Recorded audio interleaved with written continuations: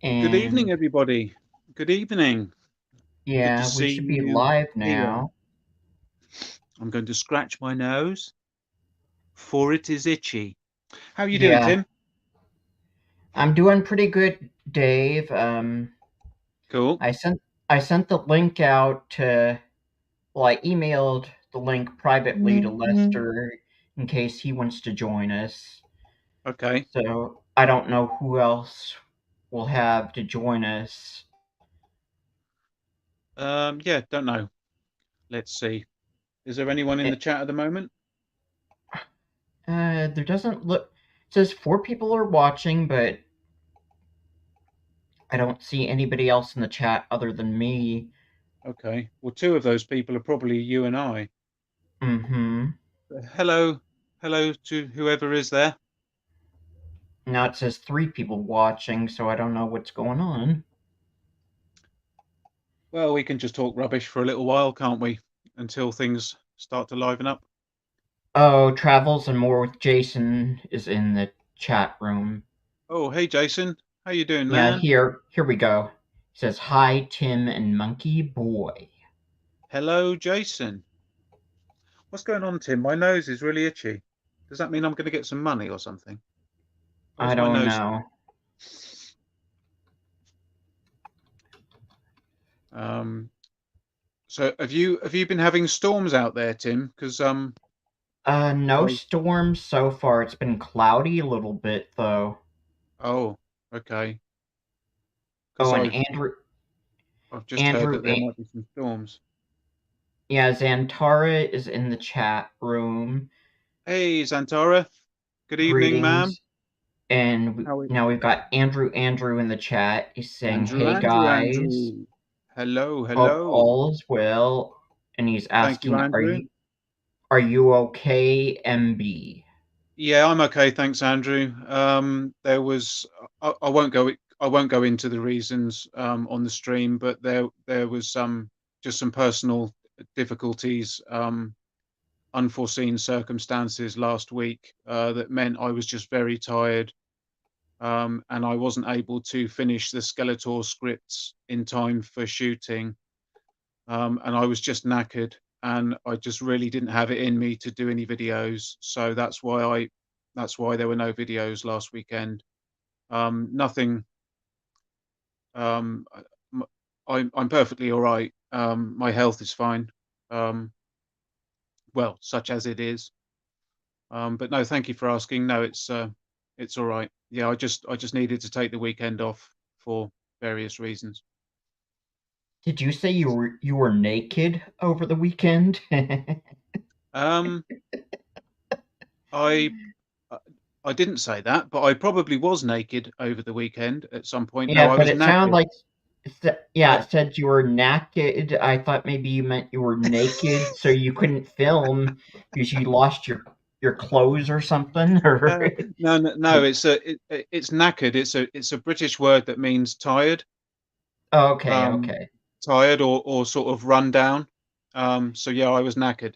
I wasn't naked. I mean, I was naked at various times, obviously, um, but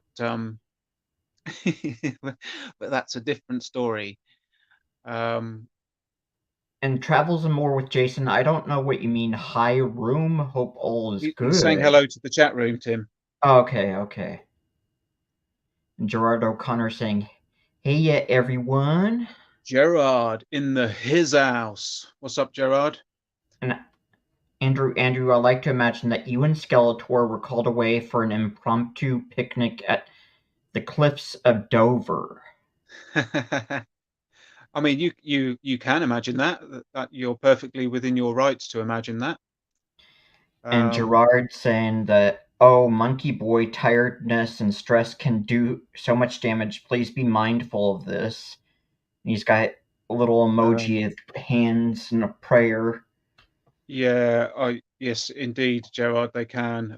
Yeah, it just got things just got a bit too much last week, so I had to take the weekend off. I didn't like doing it because I've been doing both the channels now for over a year, and I haven't missed a single week. I've done 2 videos every single week for more than a year. So I wasn't particularly happy about having to. miss a couple, but I just didn't have it in me, to be honest. And if I didn't want to half-ass the videos, and do them when I wasn't really feeling up to it. I would have either rushed them or they would have been very slow and ponderous. So it's best that I just had a bit of a break. But the batteries have recharged now, so we should be back this weekend. Oh yes, yeah, Jason saying about the live stream that I was on. We did a Motu live stream on Shabby's channel on last Saturday. So that was good fun. That was good to do. I think there are 9 or 10 of us on the stream, so it was quite busy, as you can imagine. But it was it was very nice to hang out and chat about Motu, one of my biggest enthusiasms. Okay. And you were on what's his name's Dean of all things 80s on Yes, yeah, Sunday. Dean. Yeah, Dean had a live stream where we were discussing the pros and cons of the vintage collection. What are your thoughts on the vintage collection as a line, Tim? Are you a fan of it? It's all right. They could probably put a little bit more effort into it. Okay. Do you like the retro collection? The retro collection that that needs a little bit more effort put into it as well. Okay. Real much more effort needs to be put into that because they keep using cheaper rubbery plastic on that, especially. Right. Okay. And do you agree that the vintage collection is the wrong name for that line? Probably they could have just. I know. Oh, they just decided to go with that just because of the packaging. They wanted to be like vintage Kenner. Okay, yeah. Yeah, I think it's a bit of a misleading name, really, because obviously they're not vintage style 5 POA figures. They're highly articulated and detailed. So I think the vintage Yes. collection is a little bit misleading. I think they could have called it something else, perhaps. But I see why they've done it. I mean, it's sensible marketing, isn't it? Mm-hmm. Sensible marketing.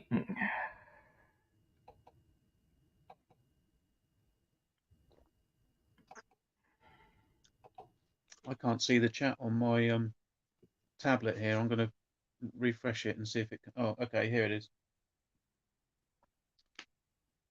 Um, And hi, Kim. We've got oh, Kim. Hi, Kim. Thanks for stopping by.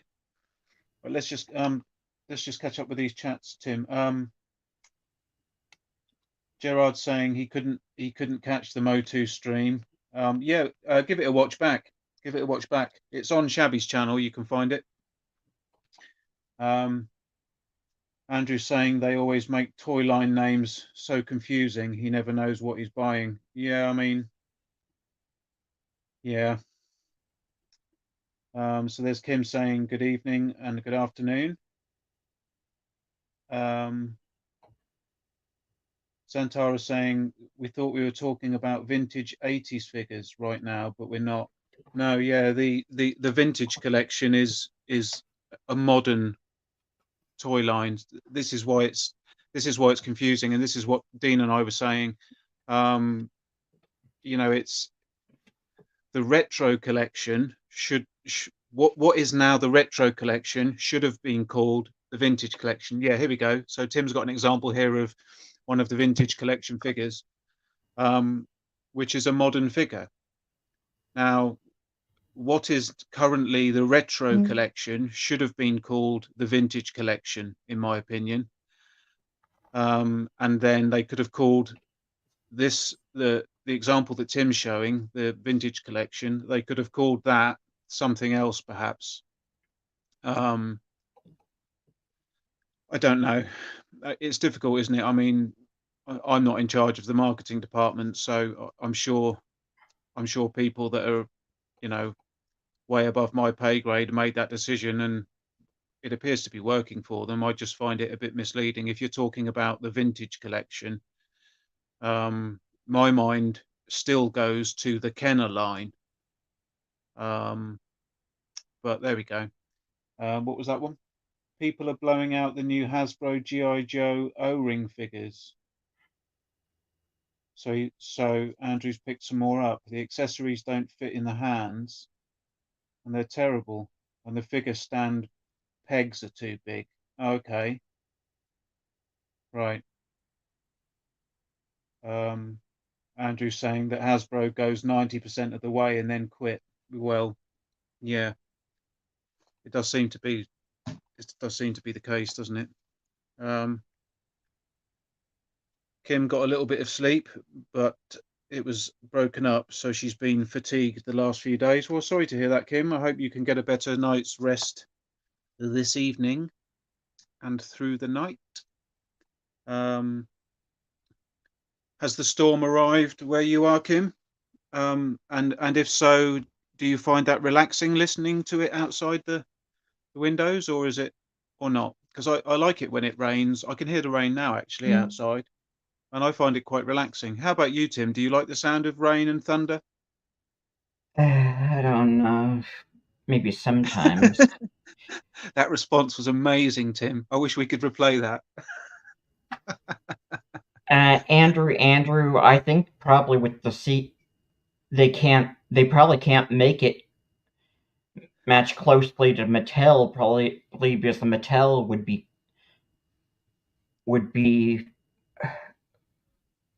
might be under copyright to Mattel, so Hasbro wouldn't want to get sued. Yeah, maybe. So, Tim, I'm going to ask you again so that we can see if we can get a different response. Do you like the sound of rain and thunderstorms outside or not? Do you find it relaxing? I always feel like I have to go to sleep whenever it's raining.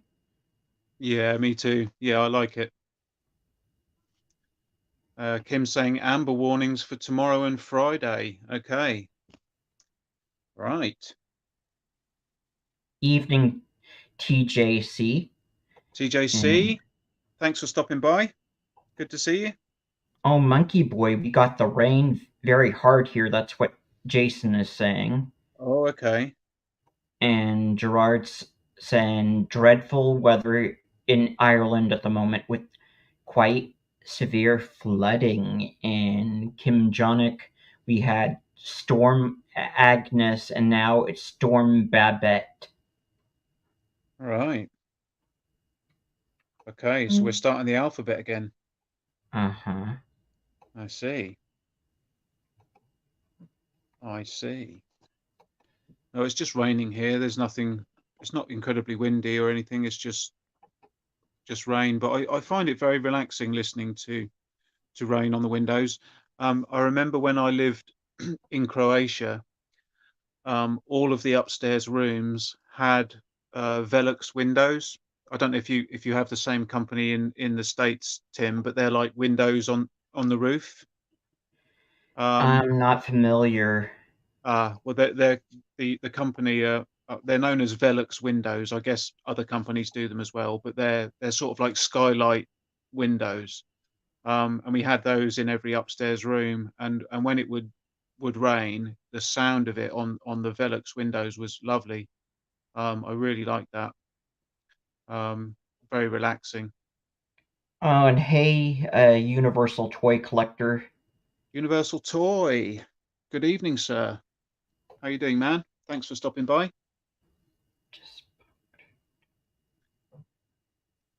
Kim saying she likes the rain. She plays those 8 or 10 hour rain sleep videos on YouTube. Yeah, you have to be careful which one you pick, though, don't you? Because some of them they play for about 10 minutes, and you're just sort of starting to zone out, and then it cuts to an advert, which completely ruins it. So I think they're completely pointless, the ones with the adverts on them. Um, but the ones without are, yeah, they're very good. I like the thunderstorm ones. and the rain ones, they're very good. Some of the quality can vary, can't it? But if you can get one that sounds quite realistic, they're nice to sleep to. I have done that before. I find the thunderstorm ones particularly soothing. I love listening to thunderstorms. And I always feel drowsy if a thunderstorm happens. I just want to get in bed and go to sleep because it's, yeah, very relaxing. Um, Jason's saying he's booked his hotel in Bangkok for next year. Excellent. 25 nights. Goodness me, mate. That's nearly a month. Um, Andrew's saying that the YouTube Rain with Light Jazz. Okay, so a bit of a jazz fusion there with some rain. Okay, cool. Sounds quite nice. Kim's agreeing. Um, TJC saying hi to Stu. Kim saying she misses a thunderstorm. They keep promising them, and then we never get them. Yeah, I know. Um, Not to bang on about it, but when I was living in Croatia for the time that I lived there, I saw more thunderstorms in that 18 months than I've ever seen in the rest of my life combined. Um, the stormy season was absolutely amazing, and they were proper thunderstorms as well. They weren't just a bit of, crappy sheet lightning. They were full on fork lightning, absolutely ripping the sky to bits, and rain like I've never seen before. I just I can't even describe how heavy the rain got there. It was incredible. You couldn't see through it. It was so heavy. You could see about 2 feet in front of you. It was amazing. Um, yeah, good times.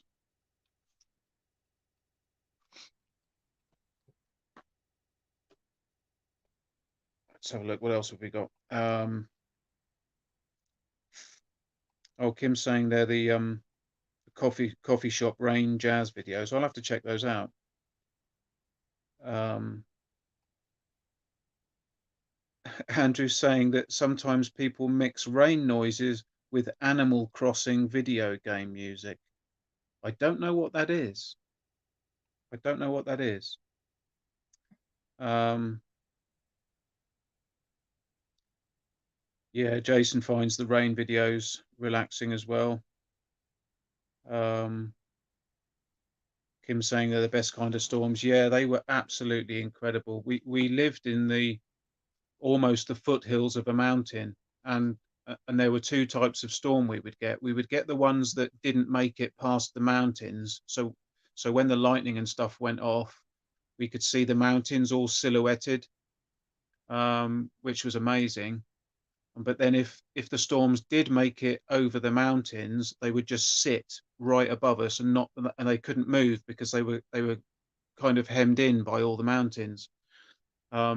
So yeah, we got the best of both worlds really. But when they came in and sat above us, it was biblical, absolutely incredible.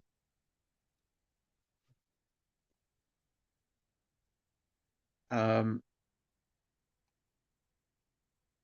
Kim's asking how we're prepping for Halloween. Have you thought about Halloween preparations yet, Tim?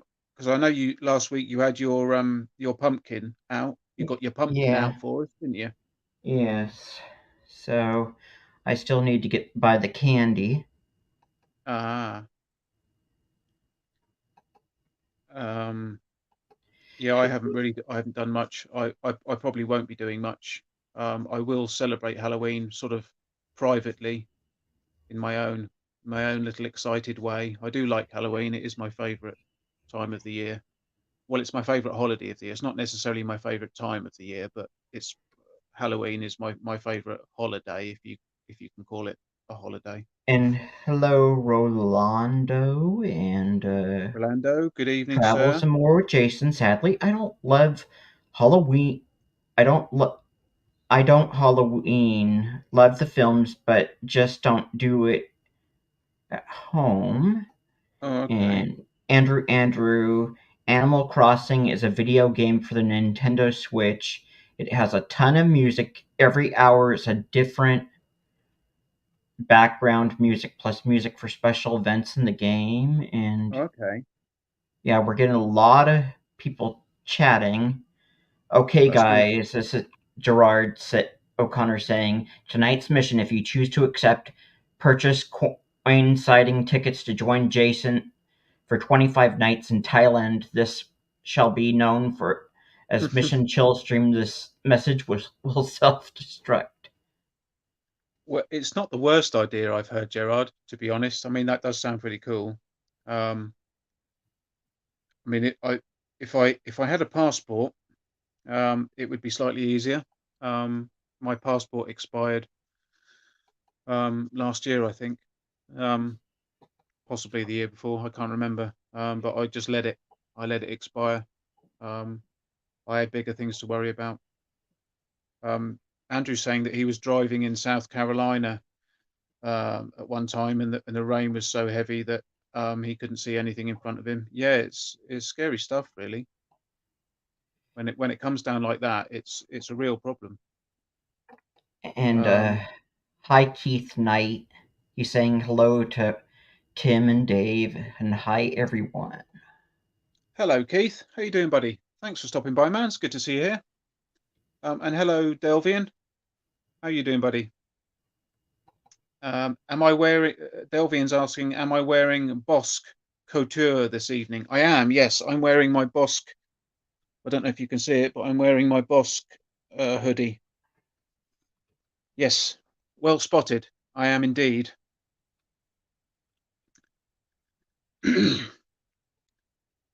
uh, Tim, Kim wants to know what kind of candy do you give in the States at Halloween? It always changes when what I give. Is sometimes I'll give out Kit Kats, sometimes Snickers bars. Yeah, Kit Kats and Snickers bars are two popular ones, the Yep, mini I, ones. I couldn't argue with that. Zantara is saying that Halloween's the best time of the year and dressing up is a lot of fun escapism. Yeah, yeah, I haven't dressed up for a while now. I think the last time I dressed up was in a Pink Panther onesie. I bought a Pink Panther onesie and wore it up to the shops. So I thought it would be entertaining. It wasn't Halloween. I just felt like dressing up like the Pink Panther. I did get some peculiar looks, um, but that was okay. That was fine. Um, Rolando's saying hi to Delvian, and everyone else is saying hello to everybody else. Um, Everyone's saying hi to Keith and Rolando. Um, Oh yeah, you are wearing that Bossk costume, some sort of Bossk costume. That's what well, somebody it's was saying in the chat.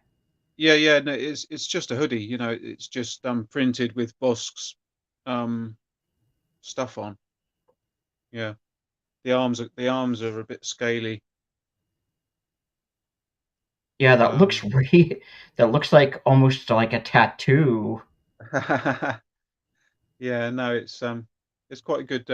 It wasn't particularly expensive. I bought a load of Star Wars hoodies from eBay, and I've got a K2SO one. I've got a Han Solo from the Solo movie one.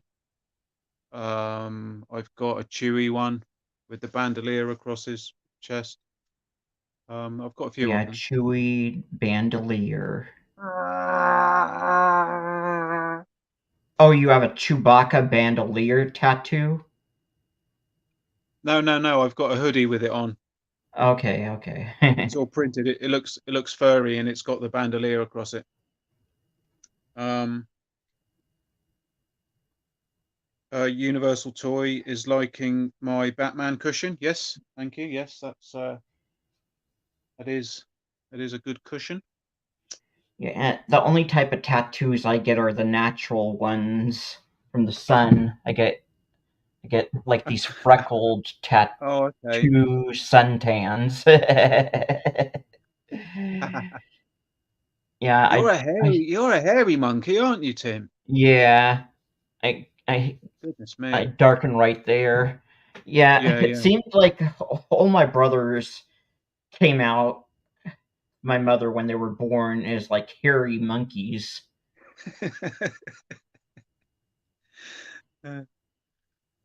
Gerard saying, I don't know if I read this one. Gerard saying he loves to walk in the rain. It's good for the mind. Yeah, I used to. I think it's as long as you've got waterproofs and stuff on, and you're not absolutely soaked to the skin, it can be quite nice. Um, And I always like to hear some British person say "woota" say what? is because here in the States we either say water or we say woo, or like on the East Coast they say wooter. But Oh, okay. Yeah, and we in the just say water. UK, Water. yeah, you say woota. Water. Yeah, yeah. But I think back east, my dad and his family would say wooter. I like how you guys say it though. Water. Water. It sounds funny. Um, Andrew's saying Pink Panther's fun. He liked in the old cartoon when he walks, he puts a hitch in his step, and he's done that move from time to time. Yeah, yeah. I mean, Pink Panther did have some good moves, didn't he? Yeah, I Um, like in the old cartoon when he walks, he oh, puts a hitch in his step. I have done that move from time to time. Yep. And let's see, Andrew. Let's see, where Gerard O'Connor agreed. Love the cushions. Yeah, it's a cushion. nice retro Batman cushion. And so, is that a pillow, Superman Um, cushion? And I then you've got a big one you can either sit on or just no, lean your back against. they're two. I just put them either end of my sofa. I mean, they're not Okay. particularly great cushions. The reason I put them here is so that you don't have to look at my radiator because I've Okay. got Okay. because it just looks a bit crappy. So I put these up there just to provide a bit of color and so that you're not looking at a boring radiator. Yeah. That's all.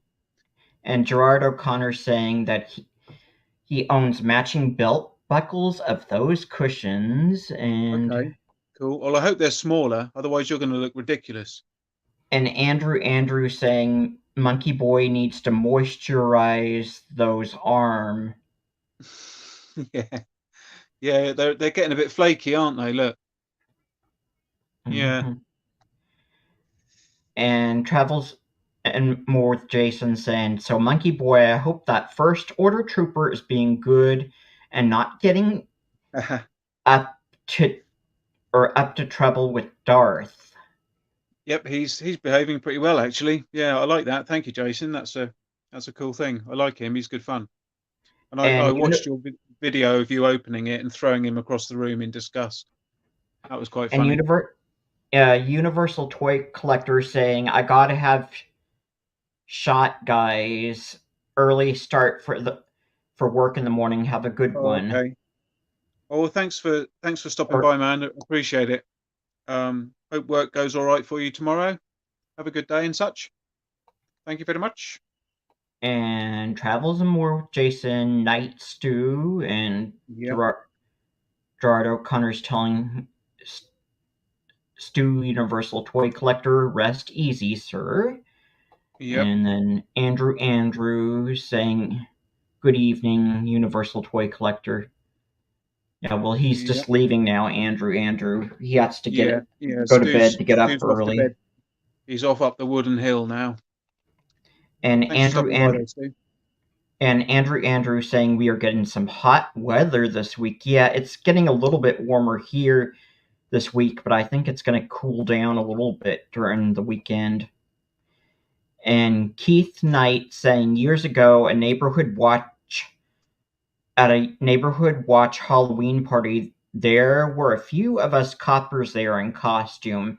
A fight occurred in the car park outside, and I had to arrest someone while dressed as a werewolf. That's brilliant. And travels and more with Uh, Jason. Fantastic. Uh, Laughing out loud, Monkey Boy. You find it.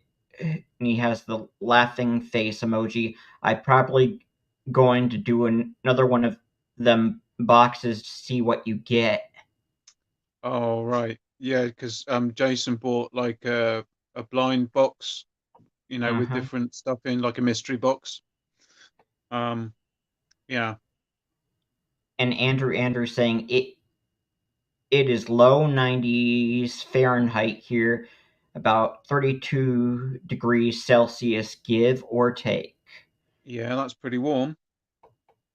And Pretty, Lester pretty has warm. a skeptic take and been listening in while tackling work stuff, or maybe you mean stuff. Work stuff, yeah. Hey, Lester, I sent you a StreamYard link to your email just in case you want to join us, but if you're too busy. Well, thanks for listening in anyway, Lester. It's good to see you there, man.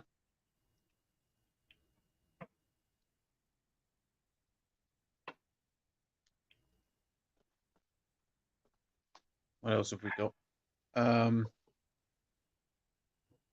Andrew's saying that the conventions out there are loaded with people selling mystery boxes, and he's giving that a hard pass. He's got too much garbage in the past, I guess. He got lucky once, but usually it's stuff you couldn't give away. Yeah, I've never done a mystery box. Um, yeah, it's not something I would do. And so you read? Did you read this comment Yeah, from yeah, I Andrew? just read Andrew. that one. Yeah. Have you ever had a Okay. mystery box, Tim? Have you ever done that? Done the mystery box type thing? I don't think so, but I think in the States we call them grab bags, Oh, okay. where it's usually it's like a little bag of stuff where you can't see into it. I know like stores would have them like paper bag, and I think it would be all different types of little toys inside, but you'd have to Right. buy it to find out what was in it. Yeah. I mean, they're very popular. There's channels that are devoted to it and dedicated to it, isn't it? And Kim Jonick says, "Forgive the arrogance, but do they bring out Halloween specials of toys or anything similar?" I don't think they do, Not so Kim. much, no. And I think it's a shame actually because they bring out holiday versions of the Black Series figures, don't they? So you can get Star Wars figures in holiday Christmassy colours. I think they should do one for Halloween as well. That'd be good. I'd much rather buy those. I think that'd be great. Um, okay, Jason's saying that the box was a bit rubbish. There was only a couple of good things, but he enjoyed throwing the first order trooper across the room. Yeah, that was quite funny. Yeah, you did bung him away, didn't you? That's all right. He's found his forever home now, Jason. Thank you so much. Yeah, he's found his forever home. That's really Yep, good. yep. And Andrew, I used to do the ones of comic books, but again, it is a lot of stuff that is junk. They usually promise that one bag box has a valuable book, but you have to rely on their honesty. Right, yeah. And Andrew saying to Travels and More with Jason, get your fun where you can. I also don't have the space for stuff unless I really want it. I am trying to stop impulse buying, but it is hard. Yeah, there's a type of impulse buying we have here in the States, or I think it's more called impulse spending, where when somebody is going shopping for food and they haven't had anything to eat and they're hungry, they'll just buy a bunch of food impulsively that they might not really want to eat, but they'll just buy it just out of because they're hungry and haven't had anything to eat.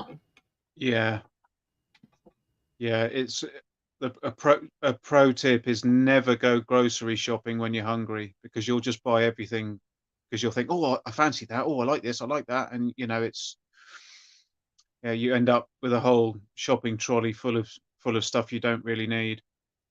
I've done that plenty of times.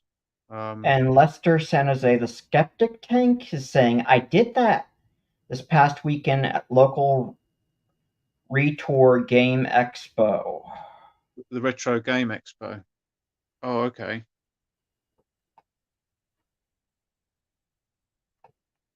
And Andrew, I watch a video on YouTube and suddenly a tab with eBay is opened on my computer. I'm bidding away. I need to have eBay taken away from me. Yeah, yeah. I And know. I know that feeling. travel some more with Jason. Yes, it is hard, Andrew, with impulse buying. Yeah, yeah. I'm really bad for that.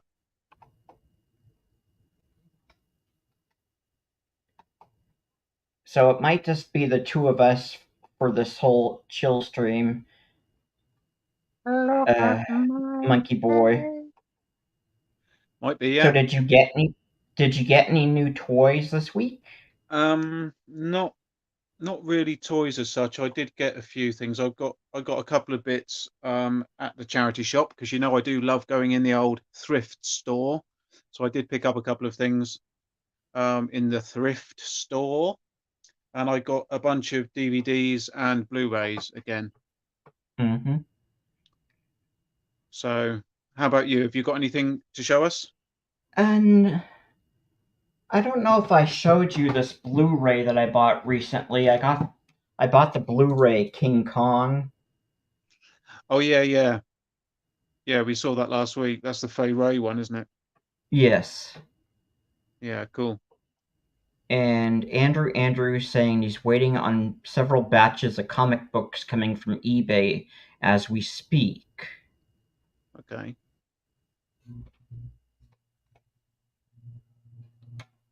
cool. And somebody was talking about werewolves. Yeah, that was Or Keith. Yeah. yeah, he mentioned one movie I recommend everybody see is 70s one from Europe, The Werewolf versus the Vampire Woman. Wow, you do get some obscure films, Tim. Yeah, That's it's also called I think it's also called Walpurgis Night, Werewolf Shadow, Shadow of the Werewolf. oh,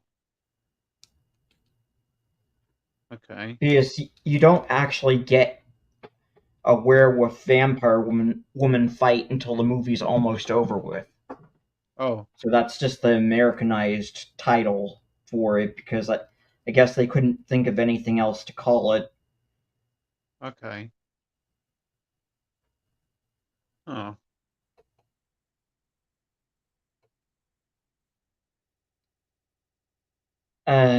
No, because the vampire woman's a satanic witch. The werewolf is the good guy. You root for him. aha. I always root for the werewolf. I love werewolves. Yeah, They're brilliant. yeah. Valdemar Daninsky, who's was played by the late Paul Naschy. He was the Lon Chaney Jr. Wolfman of Spain. So he was in a series of these movies as the Okay. Wolfman in Spain. Yeah, there was. Yeah, I don't. The slip cover I don't want to show because it looks a little bit X-rated. It's all right. We've had worse on the channel, Tim. Yeah, well, I'm covering this up because these ladies on the cover make it look like it's a porn film, and it's not a porn film. Okay. But the the the theatrical version that was shown at drive-ins and grindhouse theaters here in the U.S. was R. But then the print or the VHS sourced print that shows up on a bunch of bargain bin DVDs is the censored PG version that Oh, that takes out the boob shots. oh.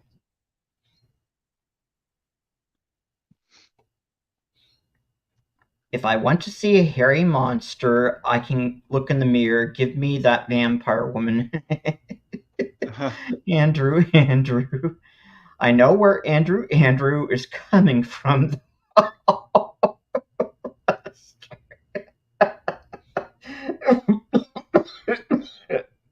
Tim, are you all right? Don't die. It's just Don't die live on when I camera. laugh so hard I start to choke. Of course, I think that time I was just exaggerating a bit. I wasn't really choking just yet. But now I think I do need to cough just to clear my throat. And Xantar is saying, we've already had Caligula invading trolls showing male body parts, and now a naked monkey boy, so X-rated covers are nothing at this point. Yeah, well, Xantar, I tried to get Monkey Boy to train as a male belly dancer, but This is he's this is actually true. This is 100% true. he's not into that. I'm more into that, but yeah. As far as Yeah, I go with that is I show my stomach, my chest, wearing yeah. an Aladdin style vest. I don't I don't do anything beyond that. I I keep it Well, I pretty mean, tame. you look quite nifty in your belly dancing stuff, Tim. I don't think I would be able to pull that off, to be honest.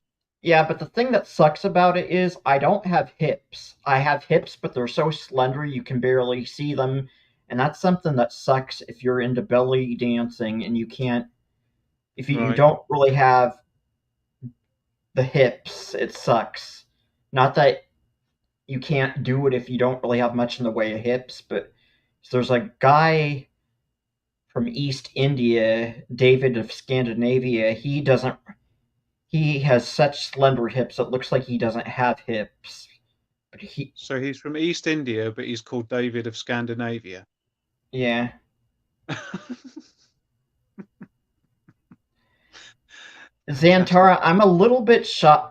Even though I'm into belly dancing, I'm pretty shy though. So if you see me take my shirt off and just wearing the open vest, that's probably about as far as you can get me to show any skin because I am just shy. I've always been modest, so when I was really little, I think I would wear just swim trunks, but then I just got really shy about taking my shirt off. So, but then when I got to be about a teenager, I started to become less shy. So, and then I think as I got older, I got interested in belly dancing, and I was thinking, okay, well, I think that's mainly a girl thing, so I could just dress up like Aladdin if I want to do it. But then I found out there are men that do it, and they do dress up something like Aladdin or Sinbad the Sailor. Hmm. Yeah. Well, for a shy person, your hobby is quite what's the word? It's quite an outgoing thing to do. I mean, belly dancing is a very kind of flamboyant thing to do, isn't it?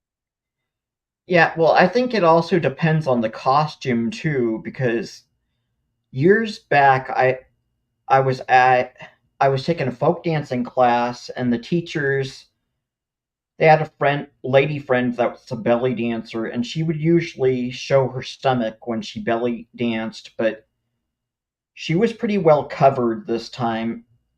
She just wore this tight outfit, so her stomach was covered this time, but the costume she was wearing was so bright and colorful that you could say it was flamboyant, Hmm.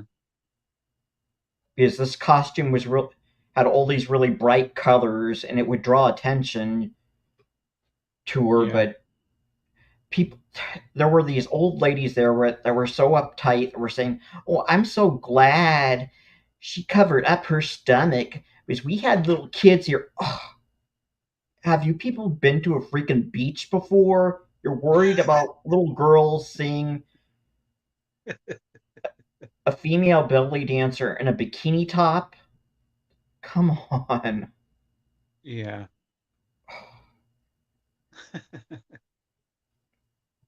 Andrew, yeah,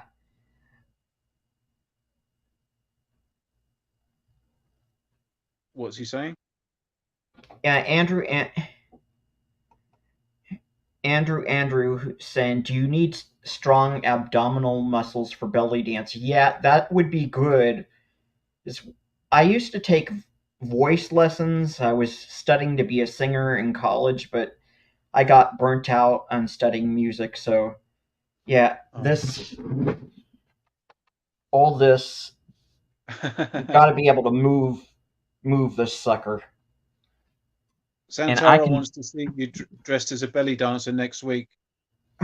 Oh, Xantara, I'm a little bit shy about that, and I'm scared. I'm afraid if I do that, YouTube is going to have a fit.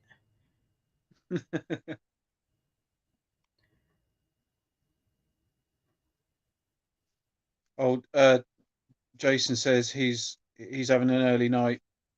Thanks for stopping by, Jason. Appreciate it, man. Have a nice rest, and we'll catch you on the flip side. Thank you for stopping by, man. Yeah, it's a cool T-shirt. The retro blasting Michael French Indiana Jones. He's Yeah. got he's got his Ecto One and his Castle Grayskull, and then he's got Darth Vader there with the My Little Pony, and then the Voltron swords in the box, the toys.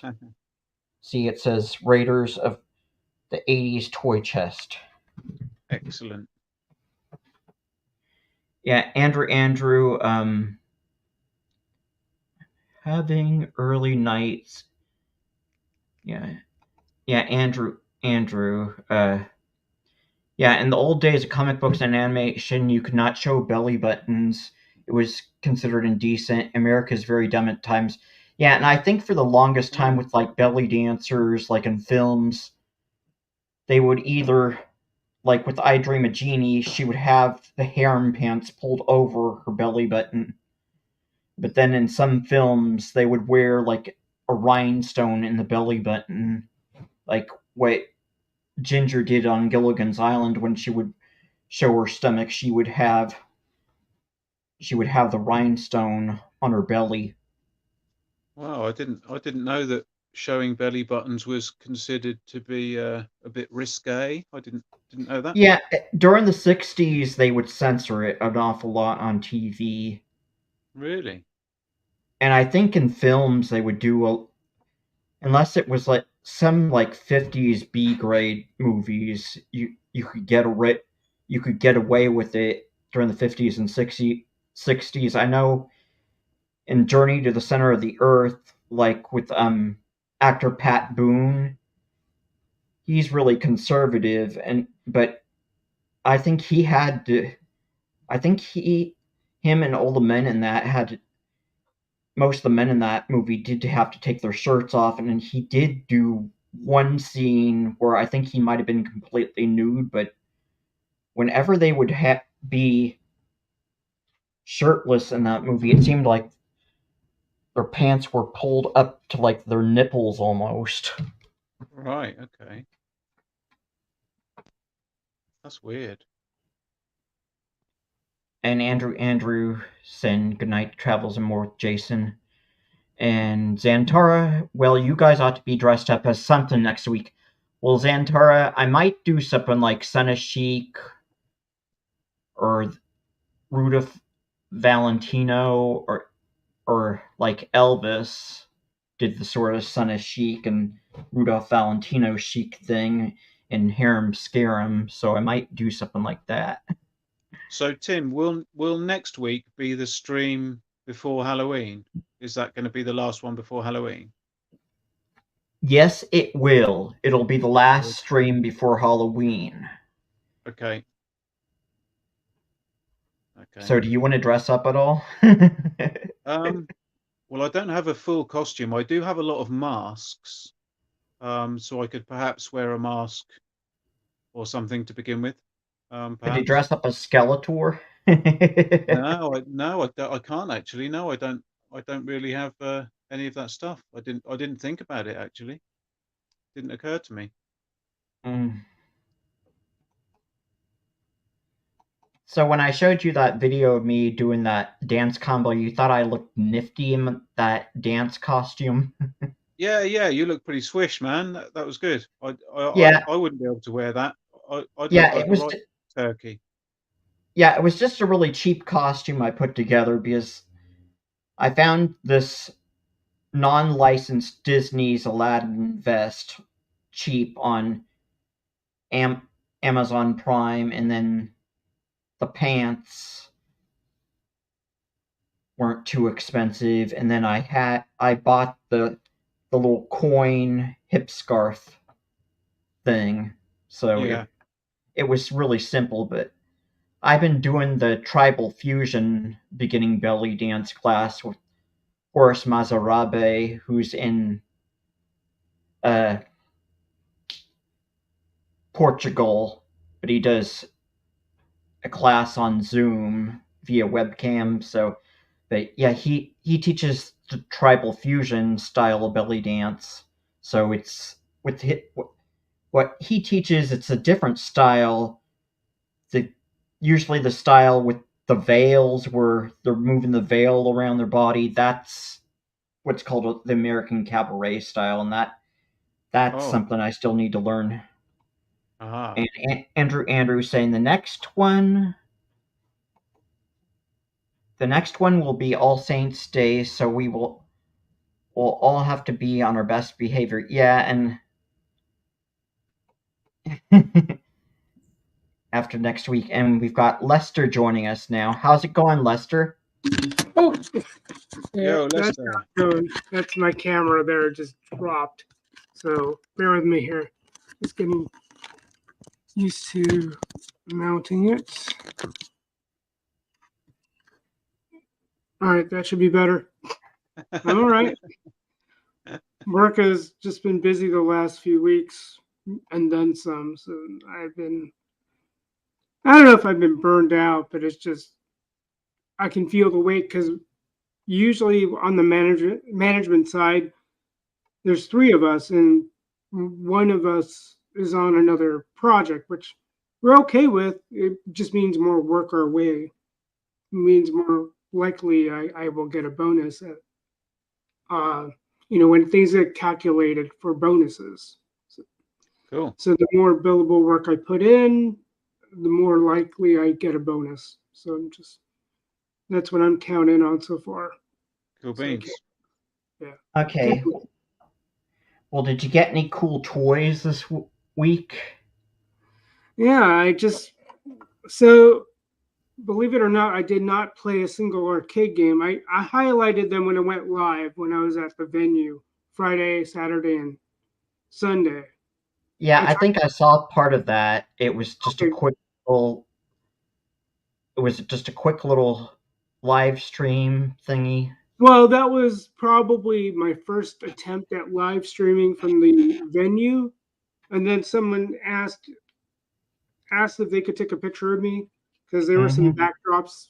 So I stopped that one, but I did some other streams, particularly just right after that. I did a stream later that night so I can show anybody who may be watching, I just showed what the floor looks like with all the pinball machines, the arcade cabinets, the overpriced ice cream, the overpriced soda fountain, which although if you pay that $30, I paid 30 for mine, and it's pretty decent. I think it's like chrome plated. I don't know if it's truly metal or stainless steel, but it's a pretty hefty mug, and you'd be able to drink soda all day long if you wanted to. But Yeah, and our local McDonald's that's just down the street from me, they took out their self-serve soda fountain and they took out the ketchup pump and all the self-serve stuff. They redid it, so now they have to give you your drink. They don't just give you a cup and then I think I noticed that when I went to trying to remember where I noticed that. When I was in Tennessee, and we had a lunch break for the class I took there, and I just walked to the McDonald's, and yeah, they got my drink, and I was like, okay, well, especially with the way they're doing ordering with the, I guess you call it the contactless ordering, and they'll just take your order to you. That's how it is, at least in the States. I don't know about where you're at. If you guys have a McDonald's franchise in your neck of the woods. Mm-hmm. Oh, yeah, we don't, as far as I'm aware, we don't have self-serve in the UK. okay, At least I've never seen it. When okay. you order your drink, you just get the drink. Whatever they give you. So as I was saying about the second stream that night, I was just showing all the various arcade machines, various gaming stations. I even tried to capture a little bit of the Tetris competition prep. They even had like live commentary. I never thought I'd hear a term like, "Oh, that's a what was it? That was a killer Tetris." I never heard people use that in the same sentence. Never thought that e-gaming would be that big, but it's a scene I don't really follow, even though I don't know. It just never appealed to me when it started getting big. But to know they've had active Tetris competitions before, so I did that, and I was happy to know that they brought back a lot of the same machines. I'm trying to remember if they brought in the Star Wars simulated arcade game, but I think it's the one where you can be in some cockpit of some sort, and you can. I think you had a couple of missions you can do, and you had a joystick. I don't know if they had done that for the previous expos, but was it the one-up at all? What do you mean the one-up? The one that they sell that you could buy. Oh no! This was a full-on cabinet. This was okay. I know, like Michael French has like a one-up version, I think, of the arcade. Okay. Well, so given that I didn't play any of the arcades, I just went and just mingled with the vendors. I got to mingle with the original artists for the original Mortal Kombat and Pac-Man, all these other games from 82 to 92. And it was just telling me how cutthroat the video game industry can be for creatives. They cheer you up and spit you out kind of thing, where back in his day, the artists didn't really get any credit for the work they did. It's just, go ahead. Yeah, Ms. Pac-Man is a game I like an awful lot. Yeah. It's Paul something. I forget. I know I have it on because that was the thing. Like you're talking about impulse buying. My time at the expo is typically early Christmas shopping. Oh no. I mean, hey, I couldn't pass up buy two get two free on physical media. I couldn't pass that up. So I ended up with like 8 DVDs that I can sort through and figure out what I want to dole out to my family. Yeah. Oh no. Oh wait, those Andrew saying those one-ups are not cheap. My buddy bought the actual old Star Wars arcade game but getting repairs on those old machines is not easy. Probably cheaper to drop in an emulator into the cabinet. Yeah. Yeah, and I believe only one Kenobi, the Star Wars toy YouTuber, he has an arcade cabinet that I think has a few different games in it. Okay. He might have an emulator in his. Well, that was funny. Speaking of emulation, they had for this year's video game museum, they had an area where somebody emulated the Jaguar console. Do you remember the Jaguar Monkey Ball? I don't know what it was named in the UK. It was from Atari. This was like mid '90s, mid to late '90s. Was it the handheld? No, it was. No, speaking of handheld, I forgot that Lynx was an Atari thing. Yeah, that's what I thought you meant. Yeah, no. The Jaguar was their attempt at 64-bit gaming at the time. It's like with any new hardware. And speaking of your old console, Tim, I did see some vendors selling a CD Interactive and a 3DO machine. Yeah, 3DO. That was one I was a little bit interested in getting, since you could also play Space Ace and I think Dragon's Lair. They had like CD cartridges for that. Yeah. So just like the CDI did. So there were plenty of temptations that I saw, that, talking about impulse buys. But I know what Gerard's right. The Jaguar 64. Yeah, there was the Jaguar as well. They emulated that, but alongside the area where they were they had the row of Jaguar emulation games. They had an actual petting station of kittens, live kittens, from an adoption agency. And they had 2 tents, and people would just mess around with the kittens, like there were like 4 or 5 kittens per tent. Yeah, I could see where. Yeah, it was kind of nice, and I was kind of egged on to go and look into that process, because I ran into a vendor where she had nothing but cat toys. I said, I don't have a cat, but they have a booth there. They're you could probably adopt one. I'm like, I see what you did there. Good job. I'll give you credit for that. But it was very tempting, because you wouldn't believe what, and I know about the modding communities, not just the software mods, but the hardware mods that people do to old machines. Like they were selling a modded Dreamcast so you can hook it up via HDMI, different capacitors, and even a gun that would work with modern TVs. So I'm like, but that was like $500 too rich for my blood. Like all these mods that people, modded consoles they were selling, $500 a pop, and I didn't know if I wanted to drop $200 for a TurboGrafx 16, even though I thought that would have been a cool thing to do. Yeah.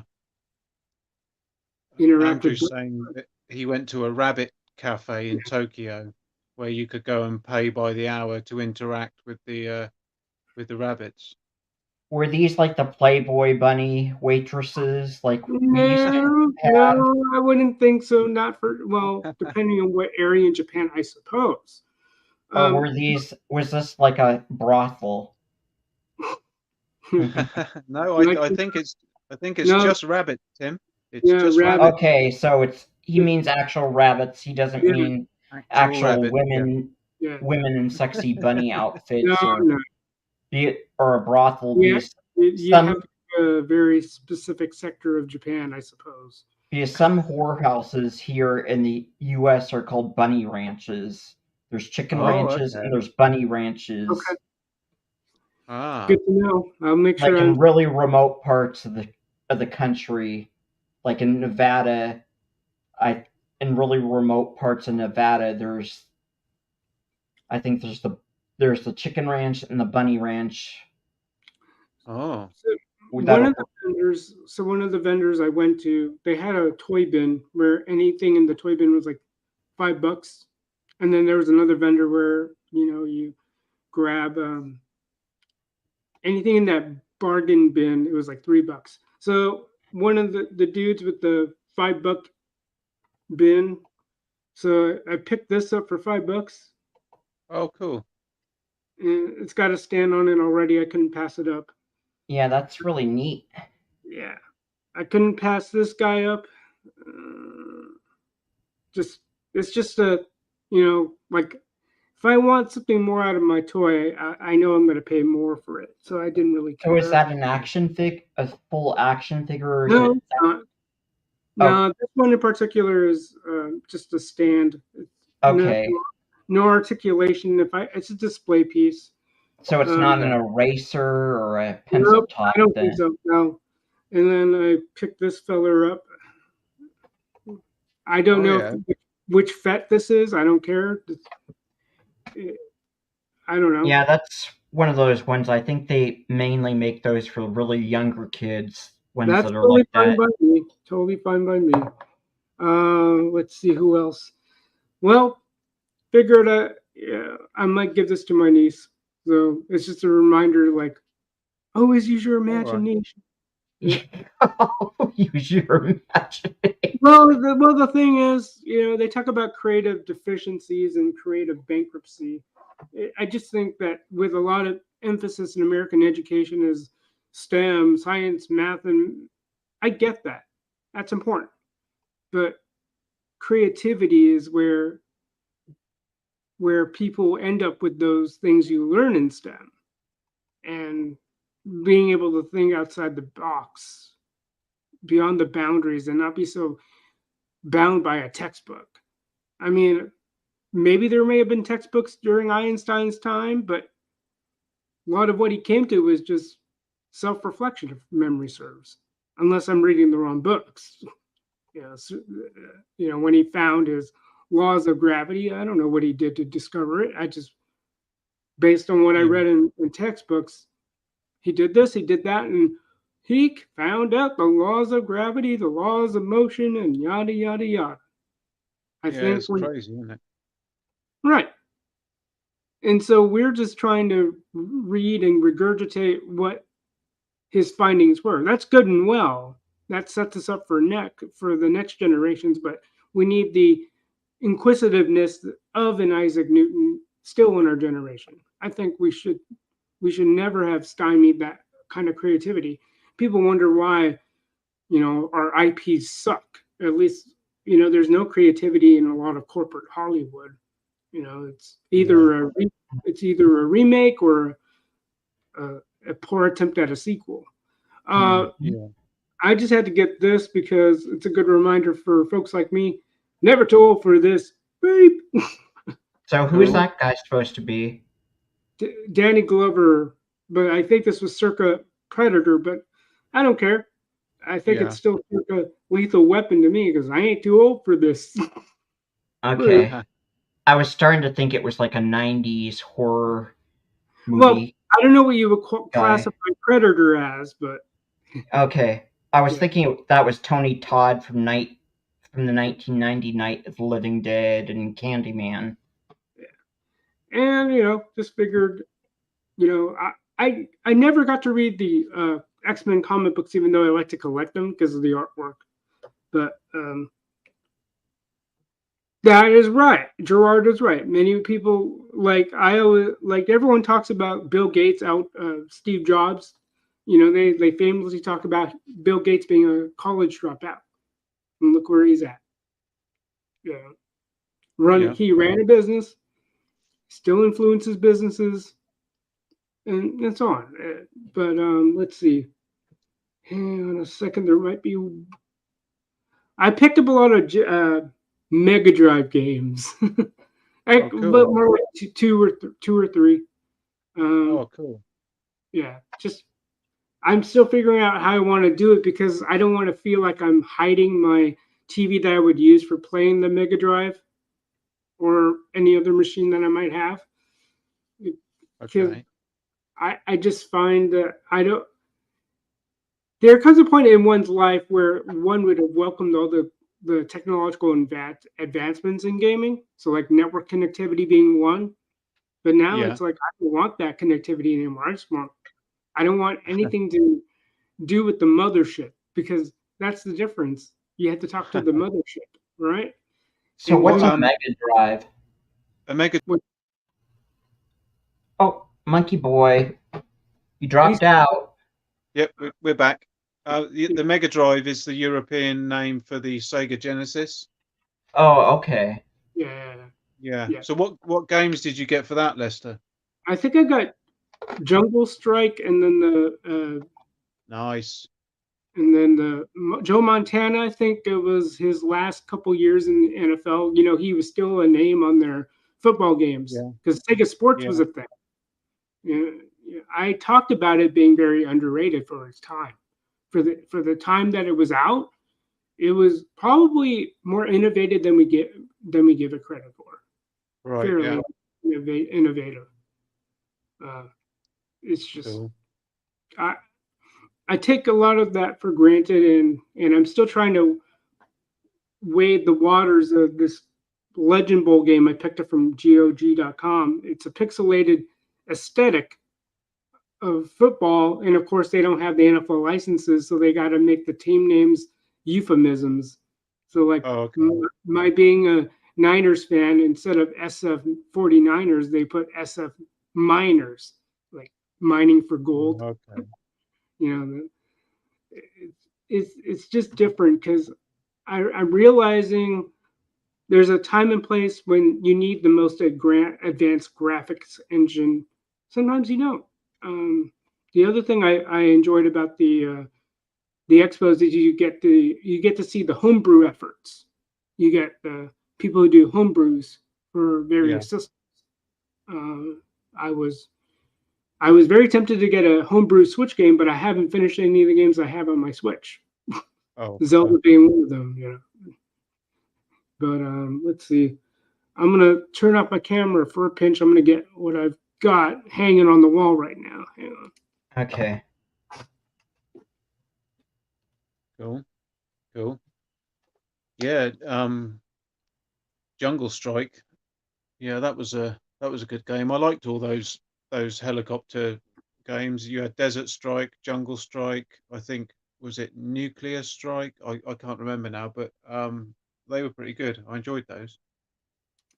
Okay, so this is what I termed in my YouTube video my prize pickup at the expo. Sorry for the glare, but I hope you noticed something about the three Force Ghosts. You Well, might you've have to make got that bigger, please. It's Sebastian Shaw, isn't there? As Anakin. That's my Anakin. Cool.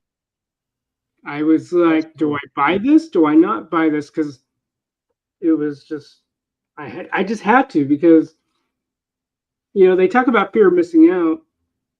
It's like I can't miss out on this because it was being sold by the last blockbuster on earth. And yes, there is Oh, one blockbuster video still running. really? Yeah. Yeah, it's an organ, isn't it? Yep, it's in Bend, Oregon, and they came up the second time in a row where I, got to rub some of the, rub some elbows because she was on that next Netflix series, and they're as real as they come, and got to chat it up with one of the employees. Mm. Wow. Yep, and I just picked up. I got blockbuster cards for members of my family just to stoke up some member berries. Remember that experience of going to Blockbuster? Because in the States we had uh, Blockbuster and a store called the Warehouse. Now Yeah, I and don't then know. Was that? yeah, the warehouse became Hollywood, or no, it became FYE. Well, first it was the warehouse, then it became Warehouse Music, and then it became FYE. Oh yeah, for your entertainment. Oh, okay. Yeah. But I think by the time they were Warehouse Music, they got out of renting Yeah. videos. Yeah. They started selling previously viewed VHS, and they were selling DVDs. and then Blu-rays. Yeah. So it was an interesting time growing up because I don't know what the rental scene was like in the UK, but for us, renting videos and games was a pastime for a lot of us. We didn't And, Oh have yeah. we didn't okay, Gerard said full screen, guys. So yeah, if you want. I'm sorry for the glare. You're seeing reflections of my kitchen, but sorry about that. But the proper yeah, there. force, yeah, That's a there it goes. better. Yeah, Yeah. So that looks like Obi-Wan from the original Star Wars, and then this. exactly. So I don't know if they even did it in any of the later trilogies, but I don't recall them trying to use Ewan McGregor as a Force Ghost. I don't remember. No, they didn't. But they They, act. yeah, But go for ahead. the cable airings and for the DVD edition of the special edition of Return of the Jedi, they superimposed Hayden Christensen's Yep, head and that was in the the biggest. place of Sebastian Yeah. Shaw's, and that pissed my Mm. sister-in-law off. Oh no, it She pissed was me off too she because was really annoyed by that. I think it oh pissed a lot of people off. yeah, And this then to get it. what? Forget what? Oh no, I said this is why I had to get this Yeah. because yeah, And then George Lucas made a mistake when he made the Phantom Menace. and that When was he what was that? when he came out with Star Wars: A Special Edition, he made Jabba the Hutt smaller and look younger than he did in Return of the Jedi. Yeah, But Yeah. he made the mistake of making Jabba the Hutt the same size in Phantom Menace as he's in Return of the Jedi. So now to correct that mistake that he made in Phantom Menace, he goes back to the special edition for the DVD and version, and he redoes Jabba the Hutt again to make him the same size in all three movies. So now he's the same size in all three movies, rather than Right. him being smaller and looking younger in the special edition of Star Wars: A New Hope. Oh, okay. Ah. I noticed that with the DVD version, and then whenever it would air after the DVD came out, they that part was redone again. Right. Well, he keeps so yeah, tinkering with it, doesn't yeah, but to go back to my question, Monkey Boy, I just wasn't sure what the rental scene was like for you growing up in your neck of the woods, because at least for us, it was just if we couldn't find it at Blockbuster, we would go to the warehouse, and vice he? Right. versa, and Right. And then we had Hollywood Video. right, because we couldn't afford the sticker price for games. That's the biggest surprise to my mind, is games haven't really gone away from that $50 to $70 sticker price. There might have been games that are more, but that's because it would be bundled with something else in addition Right. to the game. But that's the biggest surprise to me, that gaming, I couldn't afford that full sticker price in terms of, even because I was a kid, I didn't have a job. Yeah. And but what was it like in the UK? Were the rental stores as easily packed, or was that not in the Yeah. Yeah. culture? Pretty much. I mean, the video rental was massive in the 80s and early 90s. That's where everyone got their movies from, and game rentals as well. Yeah, so it was very popular. Um, in fact the one of the charity shops that I go to regularly, that's 5 minutes away from me, used to be a Blockbuster, Hmm, um, but that shut obviously when Blockbuster went under. Um, but yeah, I would still go to that store and rent stuff. And this was in the early 2000s. yeah, Um, Probably even later than that, to be honest. Um, right. I've got fond memories of being very young, and going to the video store, and you just had like just whole walls full of VHS tapes, and you would go through and pick the one you wanted, and they would have 6 or 7 of each one, and um, yeah, and we would get my friend's father to rent us horror movies that we wanted to see, Yeah, because we yeah. obviously we weren't old enough to get them. So, Right. and I remember watching, films like Nightmare on Elm Street 2 was the first horror film I ever saw. Yeah. Um, I'm not sure why we didn't rent Nightmare on Elm Street 1. Yeah. I guess the cover of number 2 looked better, and because it was called Freddy's Revenge, I guess it just appealed to us a bit more. No, okay. Yeah. But I've got a massive Nightmare on Elm Street 2 poster, because or canvas print, should I say? Because yeah, I've got fond memories of watching that. We felt really like daring, because we were I think we must have been about, I don't know, 10 years old or something like that, and we were watching this 18 certificate Yeah. horror Yeah. film. Yeah. But yeah, and I remember getting a VHS player, or my parents getting a VHS player, and the first film that we rented was Crocodile Dundee. Oh, okay. Yeah. But no, I used to enjoy the video shops. They were great, and you could go down there, and when they were finished with the posters, they would give you the posters. Yeah. So I got some good movie posters I don't from know. the video shop. Yeah. No, Yeah, it was good times. Mm-hmm. and TJC is right on the money there. I just find with the brick and mortars closing, you're losing that. Um, and that's one of the reasons why I like going to the expos, because number one, I get to see families showing their kids the arcades they grew up playing, and they're getting about as equal amount of enjoyment as they did when they were kids. It was great seeing that, just and and realizing, and I was trying to live stream while I was playing some of the games. So okay, I can't say that I didn't play a game, but I wasn't as engaged, because the reason why I play the game is to kind of see how certain game mechanics worked out. And it was funny Yeah. because I got my camera on one hand and I'm trying to navigate things using my thumb, and then using my, like, stretching out my fingers when I'm playing a game, because I'm streaming while I'm playing a game.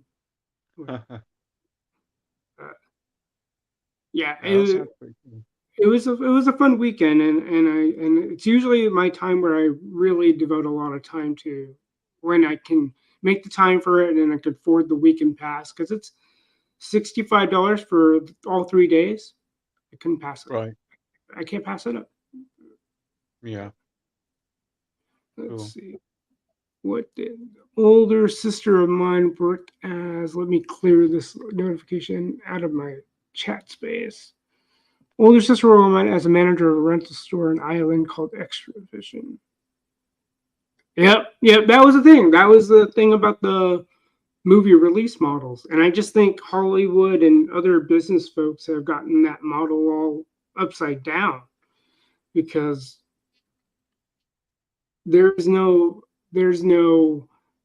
uh, anticipation anymore in terms of, oh, well, it's going to be on streaming in a couple of weeks. So what's the point of Yeah. going to the theater? Yeah. I mean, it used to be, if you missed it in the cinemas, you had to wait 6 months at least, if not longer, for it to come out. But now, you know, they go straight from the cinema straight to Blu-ray, don't they? Right.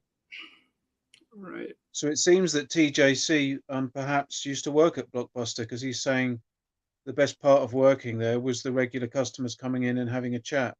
Yeah. Right. Oh, Exactly. cool. And that's what it was like um, at the expo, because I would rub elbows with some of the vendors, and I didn't know how they would divvy out the booths and the people that signed up to be exhibitors. So not only did I chatted up with the guy who did the artwork for the original Mortal Kombat game, Pac-Man, Tron. You know, he has things for the show that you can pay for like a show laden price. So $20 for a piece of artwork of all the games that he worked on between 82 and 92. I couldn't pass it up. Yeah. But next to him was the guy who did the voice for NBA Jam. Oh, really? Yeah. Boom shakalaka, that guy. Oh, it was cool. Just these guys were just normal people. Yeah, And yeah. talking to the guy who did that artwork was saying, like, you know, the game industry is so cutthroat. He made more money doing stuff for advertising firms. Right, yeah. But even Yeah. advertising has gotten a little crappy in the last how many years now, maybe a couple decades, because of the DVR generation. Right. You know, DVR had, and if you could afford it, a VCR that you could schedule up to 3 recordings, you could fast forward to past commercials. But I think it's a matter of a well done commercial, a well timed commercial. Because if it's not timed well, you're just making a buzzkill for my enjoyment of a given movie, TV show. It's like commercial again, and it's a bad commercial. That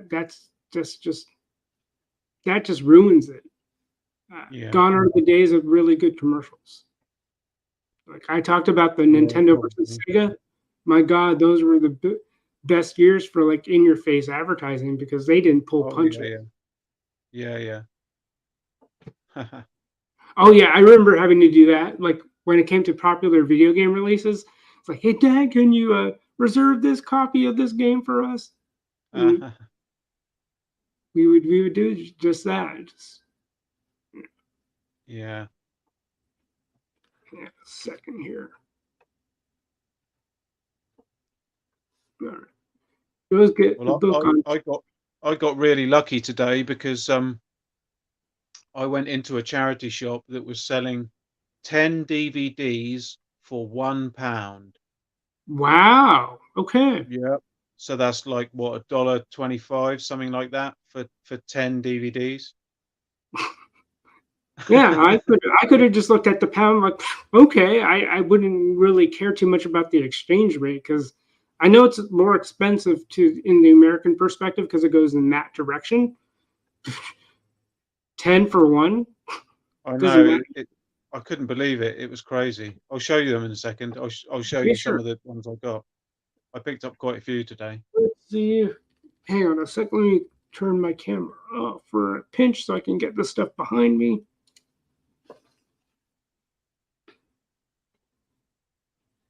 I can really hear the rain coming down now. It's really pissing down.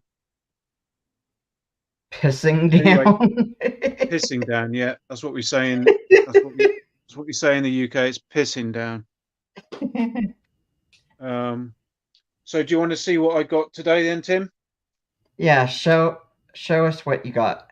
Okay. I think Lester's getting what he is might be getting what he was gonna get. Oh, have you got something to show us, Lester? Well, just to kind of physical proof what I did get, because this guy, this Can is you make that bigger, Tim? Yeah. Okay, I have to make him solo now. This is so it's a Sega Genesis game. It's one of the last Montana football games because shows him as a Kansas City Chief and not a Niner. Yeah. And then Jungle Strike, like I said, Jungle Strike, here. Love that. Love it. Yep. Those games were brilliant. And just a few of the DVDs I got from the last Blockbuster because they were selling all sorts of stuff. Okay. So I had to get the original Mission Impossible. Yeah. Because I figured, okay, what's worth keeping in my library? And I had to get this. Yeah, Red Dawn is worth getting. That, remember, we had a Betamax VCR, was our first VCR, and that was one of the first movies I watched on it, I think. Right. And this was a recommendation. I knew of the movie back in the mid-90s, late 90s, but Retro Yeah. Glass plugged this in one of his live stream topics. If I remember, there's a really good car chase in that. Right. I might be thinking of the wrong film. Right. Yeah. And then I did get a Blu-ray. I think it's a Blu-ray of Austin Powers trilogy. Oh, I figured, okay, I can do without the third one, but if it gives me if it's a cost to get the other two, then I'm okay with that. No, there were just a lot of them. I didn't know there were 3. So there was a third one with Beyonce called it was Gold Member, which is a play Oh, on. okay, yeah, that rings a bell. Andrew's saying that. Yeah, because I don't know what the reason would be for another Red Dawn, like what they were trying to do with it. I don't know if it was being developed around the time woke came into the picture, but I learned of that they were going to do a remake. I just didn't know what direction they wanted to put it into. Right. Yeah, I know on South Park a number of years ago, there was pre-woke, but they parodied Red Dawn in one episode where all the old people take over the town. Right. So cool. All right, Monkey Boy, we're ready for your DVD reveals. Okay. Well, I'll show you. I'll show you those in a second. I'll just quickly show you what else I picked up from the lovely charity shop. The first thing is a Stegosaurus, an orange one. An orange. He looks like he's an albino with his eyes. He's got the red eyes. Yeah, I guess they are kind of red. Yeah. Yeah, Soda Cauldron. It had the 2 leads from that, Jennifer Grey and I think Kurt Russell were in both movies. Or not Kurt Russell, Patrick Swayze, I think, was in both movies as well.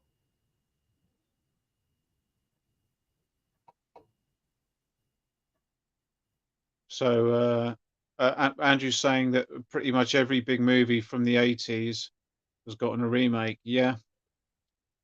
Point Break. Oh, did they redo Point Break? I'll have to check that out. I didn't realize they'd done that. Point Break is brilliant, especially when Anthony Kiedis gets shot in the foot. Is that with Keanu Reeves? Yeah. Keanu Reeves is in that, and Patrick Swayze. Okay, they've been streaming that on Shout Factory TV here in the U.S. The original.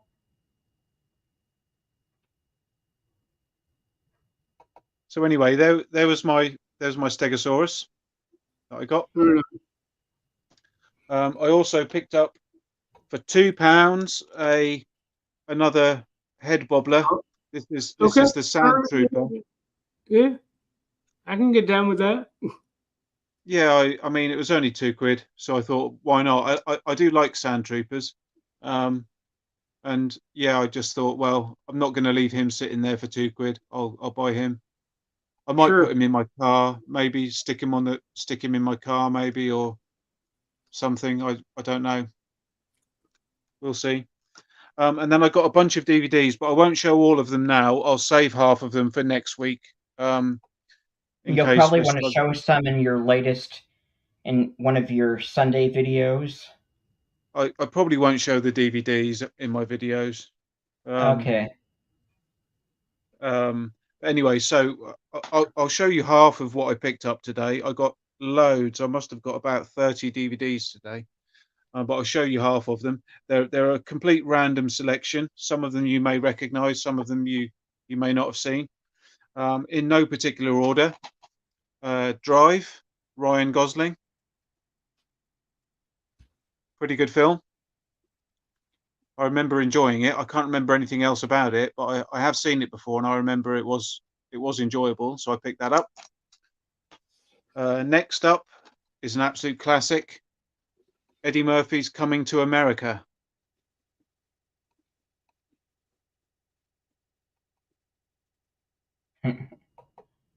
Okay. Next up is a very good film, but I don't know if you've seen this. It's Chopper. It's based on a real life Australian. I think he was Australian. Kind of gangster kind of guy. Again, I have seen this, and I remember enjoying it. But most of the films that I've seen in the past 10, 15 years, I can't remember them. So I'm buying them all and I'm watching them again. So Chopper, that's quite a good film. Next up is a film that I haven't seen, but again, it was in this shop where they were 10 of them for £1. So I picked up Changing Lanes with Samuel L. Jackson and Ben Affleck. I don't know if it's any good or not. Haven't seen it. It was solid. It was decent. I Oh, remember okay. that. Yeah. Okay. But yeah, I mean, for the equivalent of 10 pence, Yeah. no, Why not? why not? Why not? Another classic. I remember seeing this one at the cinema. Turner and Hooch. Yeah, I think there was like a streaming series of that on Disney Plus. Oh, maybe, yeah, maybe. But this is obviously the original 80s movie with Tom Hanks. Oh yeah. So I'm surprised I didn't have that. I've got most of Tom Hanks' movies actually, and I didn't realize that I liked him as much as I do, but I clearly do because I've got most of his films. But it never really occurred to me that I was a Tom Hanks fan, but apparently I am. So we got Turner and Hooch there. Quite unpleasant drooling in this film. If you haven't seen, if you'd like to see a lot of dog saliva, this is the film for you. Next, I picked up Ultraviolet. Okay. All right. I can't remember if I've seen this or not. I don't know. But again, 10p. Yep, I'll have that. Is that based on a comic book? I think it might be. Yeah. Yeah. That sounds about right. I think so. And it's Mila Jovovich or Mia Jovovich, however you say her name. And she did obviously the Resident Evil films as well. So Yeah. she's sort of, and I guess this is sort of vampire-y. But I don't remember seeing this before. But again, I keep saying it, but 10p, I'm not going to argue with that. Mm-hmm. The next things were two. Now, you guys might not be familiar with this, but anyone that's watching from the UK will recognise these. It's both live stage shows of the Mighty Boosh. Now, the Mighty Boosh was a sort of very surreal and wacky British sitcom, I suppose you would call it. But it was featuring these two main characters, and it's really weird and silly. Yeah, they look kind of ugly. Well, they've got drawings on their faces. That's why. I thought they were wearing masks. No, they've just got drawings on their faces. Um, there were 3 seasons of this in the UK, or 3 series as we call them. And I have all 3 series on DVD, but I thought I'd pick up the stage shows as well. So I got those 2. So that's the Mighty Boosh. Yeah, and in Funny stuff. the UK, you say the word drooling. Drawing.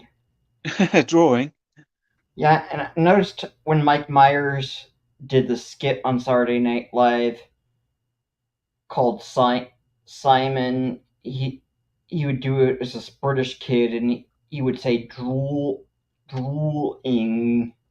Drawing. Yeah, drawing. I mean, Well, he would overdo it. I you think said he would say, drawing, yeah, he drawing, would say drawing or something like that. drawing, drawing. The radio series gets replayed on BBC Internet often. I think I like the radio version best. Theater Oh, of the okay. Mind. Right. Yeah, yeah. Yeah, I mean, Mighty Boosh is absolutely bonkers. It's really silly. Um, it's one of those things where you either find it hilarious or you just stare at it and go, "What is this even supposed to be?" Andrew's saying the guy that voices the Moon in Mighty Boosh is now in a Wes Anderson movie. In Wes Anderson movies, he was in the shorts that just dropped on Netflix. Oh, okay, cool. Well, that's Noel Fielding plays the Moon. So is this a cartoon then, or No, it's kind of. It's really hard to describe. It's not a sketch comedy as such, and it's not. I mean, technically it's a sitcom, but each season has a different theme. The first season they're in a zoo. They're two zookeepers working in a zoo, and strange, weird things happen to them. The second season they are working in a shop, in a kind of music. I think it's a music and record shop, or I've forgotten now, but some kind of retro shop that sells knickknacks and bits and pieces. And in the third series, they are living in a flat in an apartment together. But it's just really bizarre. I mean, there's wizards in there and strange disembodied heads with tentacles, and a guy with a massive polo mint for an eye. Really odd stuff. Very peculiar. But if you get the comedy, it's very funny. And Soda's saying it's class. Crack Fox and Howard's love of jazz and ska and scat. Yeah, the Crack Fox is good. Crack Fox is good. Oh, not Noel Fielding, Richard Ayoade. Ah, yes, yeah. Richard Ayoade, he's cool. Anyway, so so they were the Mighty Boosh. It's worth checking out if you can find it. I mean, there are bits and pieces on YouTube and stuff. It's worth checking out, but it is very silly. You do have to have a very silly mindset. Anyway, next I picked up Scream 4. I'm not convinced that I've seen Scream 3, but picked up Scream 4. Don't know. Thought I'd have a go. That's a way to think about it, because I think after Scream 2, I was done with the series. It's like, how many more of these do we need? That's my usual line of thinking when it comes to sequels. Well, they've just done another one, haven't they? And they've called it Scream. Yeah. Which confused me, because I saw it and I was like, oh, Scream, why is this coming up in my... It was in a feed somewhere and it came up and I thought, but this isn't the original. This isn't the original Scream, but they've done another one and called it Scream, which just seems, oh, why not call it Scream 5 or 6 or whatever? I don't know. Very odd. Indeed. It's just going to cause confusion when people are trying to find it, isn't it? Right. Another one I picked up was the Hunger Games Mockingjay Part 1. Okay. Now, I don't know if it's any good or not. I haven't seen it. I literally only bought it because I really like Jennifer Lawrence. So yeah, it might be shit. I don't know, but you only got it for 10 pence. You said. Yeah, exactly. Another film that I know is not very good. I haven't seen it. I'm aware that this will be crap, but I just bought it for completion's sake. It's Indiana Jones and the Kingdom of the Crystal Skull. And this was brand new. It's still in this still in the cellophane. Okay. I bought this in a charity shop several months ago. It's a 2-disc version. It's got the movie and a second disc with special features on. And when I got it home and opened it, it only had the special features disc inside. It didn't have the movie inside, which was a bit disappointing. So I saw this today. Sorry? That has both discs in there?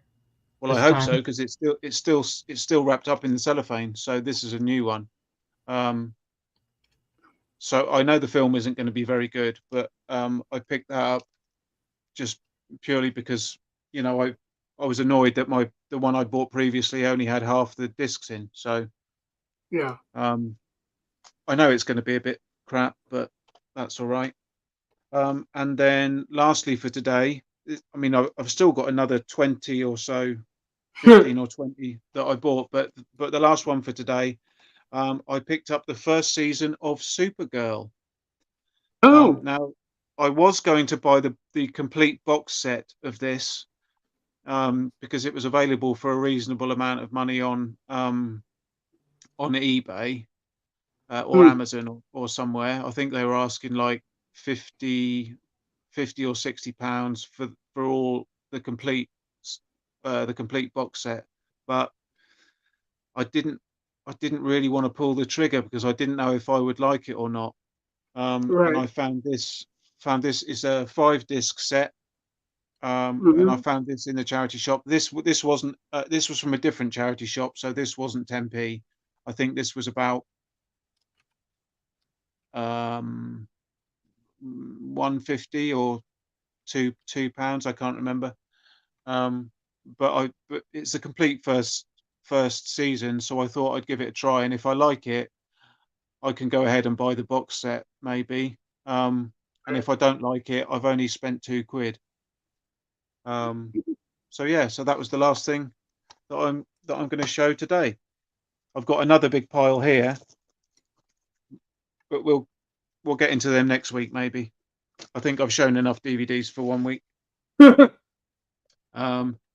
Let's just have a quick look and see if has there been anything to catch up with, Tim? All right, let's have a look.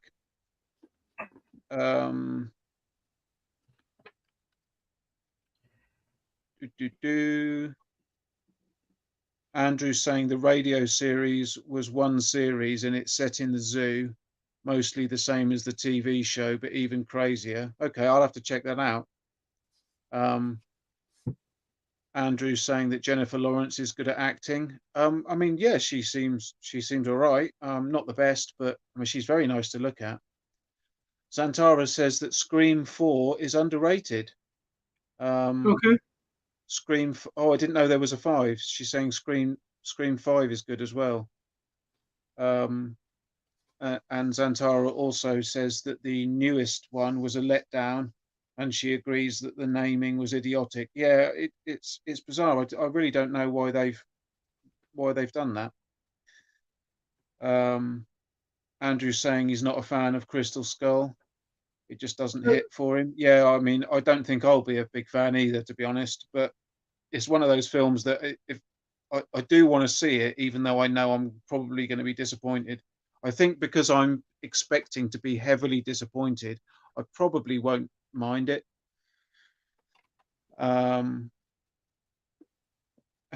Soda saying the Crystal Skull is good at acting too. Andrew says the first season of Supergirl was good. Once they slashed the budget and moved to CW, it lost him. What does CW mean? That's the network that bought the rights to Supergirl. Oh, Yeah, okay. there was like 2 different networks. There was the WB network, and then there was UPN, and both merged to become CW. Oh, okay. Well, it looks like I made a good choice then if I've just bought the first season and that was the best one. So I've probably dodged a bullet there. Yeah, it just goes to show in terms of making something a recurring property, it's harder than it looks. It's tough because you're wondering, how do we make this show last? Like how Family Matters went beyond its first season and it lasted for as long as it did. A lot of the stuff we used to grow up with on the WB, or not WB, but ABC, what we grew up with, that stood the test of time. Like 6, 7 seasons of Wonder Years. I don't know exactly how long it lasted, but it lasted certainly a lot longer, I would imagine. And then what's the other one? Boy Meets World, Oh and yeah, I've never seen that. then Saved by the Bell. Growing up as a kid, like it went on for roughly 4 seasons, Oh, but okay. Hollywood used to be more cutthroat than that. I think particularly with the network television shows, like trying to think of who this would be, but basically you would get the pilot episodes, right? Pilot episodes of any given series, and then if it's not passing muster, then sorry, you're not going to be picked up. Your show's going to be canceled after 5 episodes. Right. Yeah. And it's like other. Yeah, go ahead. Oh, sorry. I was just going to say. Andrew saying that the CW superhero shows lost him a little bit. And that Supergirl started on CBS, which was a big spender network, Mm-hmm. and that CW spends less money as it is not broadcast. So presumably the show moved to CW, and then it was what, it was not shown. I don't know what the model differences are, but it's just like there are certain differences in direction, Oh, okay. like what they want to do. Because WB was like a niche channel. I think it was over the air. It wasn't something you needed a cable package to get. Whereas Oh, I think there, I don't, it's a little fuzzy, but um, WB, they called it the WB. It was a channel. That's where you got Unhappily Ever After. That was something for like adolescent boys and gals, mainly boys because right. of that actress Nikki Cox. You can just Google her and you might see why very easily. Oh, Forgot what the other shows they had on the WB. Oh, Charmed. I think Charmed was there, and I'm thinking if Buffy was there. Yeah, and Seventh Heaven and Okay, yeah, Dawson's Creek.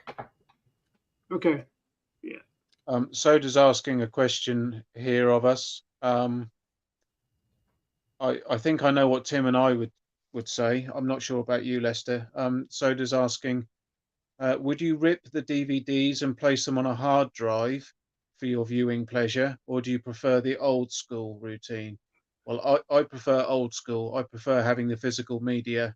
I don't rip anything. I keep everything, in a library of actual physical media. What about you It guys? depends if I'm too lazy to set up my Blu-ray player. Otherwise, it's because I do a lot of stuff on my computer. I rip it, Oh, and okay. because the price of a player, software player, it's expensive, man. Like Mhm. I remember when Power DVD was going between $70 to $100. Like Right. like, Okay. and then especially with software models becoming subscription more or less. No, I'm gonna use my software so I can have an archive of my DVDs. Just because you never know with discs, scratches, and all that. I've had enough run-ins with scratched discs to know that yeah, don't want to put too much wear and tear on my disc. So you back all your stuff up. You rip it all and save it, do you? Yeah. Otherwise, it's somewhere in my closet or somewhere wherever I store it. If I need to rip it Oh. again, yeah, that's what I Oh. do. Do you rip any stuff, Tim, or do you just use the physical media? I usually don't rip stuff. I mean, sometimes I would rip like trailers off of DVDs, and then just some movies I might rip. Yeah, the thing with ripping is if I'm not careful, the 4Ks I can rip, they take up a lot. They take up 3 times the amount a Blu-ray would. Believe it or not, Yeah, Right. it's Okay. either two times or 3 times the amount of a standard Blu. If I'm just ripping the movie, just purely for the movie, Blu-rays don't take up the space 4Ks can. Right. That's the only. That's the main thing you gotta look out for as a human oh yeah, I remember. Yeah, I had my crush on Alyssa Milano at the time. I think a lot of boys did. Andrew saying Callista Flockhart Hmm. left the Supergirl show once it left CBS because she's Which expensive. show? Oh, she The was there. Supergirl show. Oh, Callista Flockhart left once the show moved away from CBS. and I didn't know. Um, I didn't know that she was on Supergirl. I didn't know. oh, and That's how he says that he thinks that she was actually dating Harrison Ford. Oh, I think they're still together. I think. Yeah. really? Yeah. Wow. Okay. Andrew's saying that CBS, NBC, and ABC are the big networks in America. Okay. Um, and he's saying that the smaller networks like CW just don't have that kind of money. Um, Santara is saying she was a huge fan of Charmed until the cast members began squabbling and they ruined the show as a result. Okay. Um, I don't think I've ever seen Charmed. It rings a Watch the bell. first. I'm Yeah, familiar. watch the first few seasons, especially with Shannon Doherty as one of the cast members. Because I know she was replaced by Rose McGowan, and I don't think I stayed into the show when that happened. It Oh, was yeah. Andrew's I mean, saying that actually Callista Flockhart married Harrison Ford. yep, yep, I see. What was that show she did with the legal one? What was that called? I yeah. can't remember. Ally Ally McBeal. yeah, McBeal, that's it. Ally McBeal. Yeah, that was good. That was. Andrew's also saying that "Grip It and Rip It" was the slogan of the professional golfer John Daly. He was known as a hard partier and did not keep himself in great shape. No, I remember him. He was cool, and I think he used to smoke a big cigar as well, didn't he, when he was golfing? Right. Um, and he had his own signature driver, which was I think I think it was called the Whale. Huh. All right. I think it was anyway. I'm sure it was called the Whale, and it was a massive driver, and it was quite unusual at the time. Hmm. It was it was like the biggest driver you could get. Yeah, and I do think it was called the Whale. But yeah, he was quite a character, John Daly.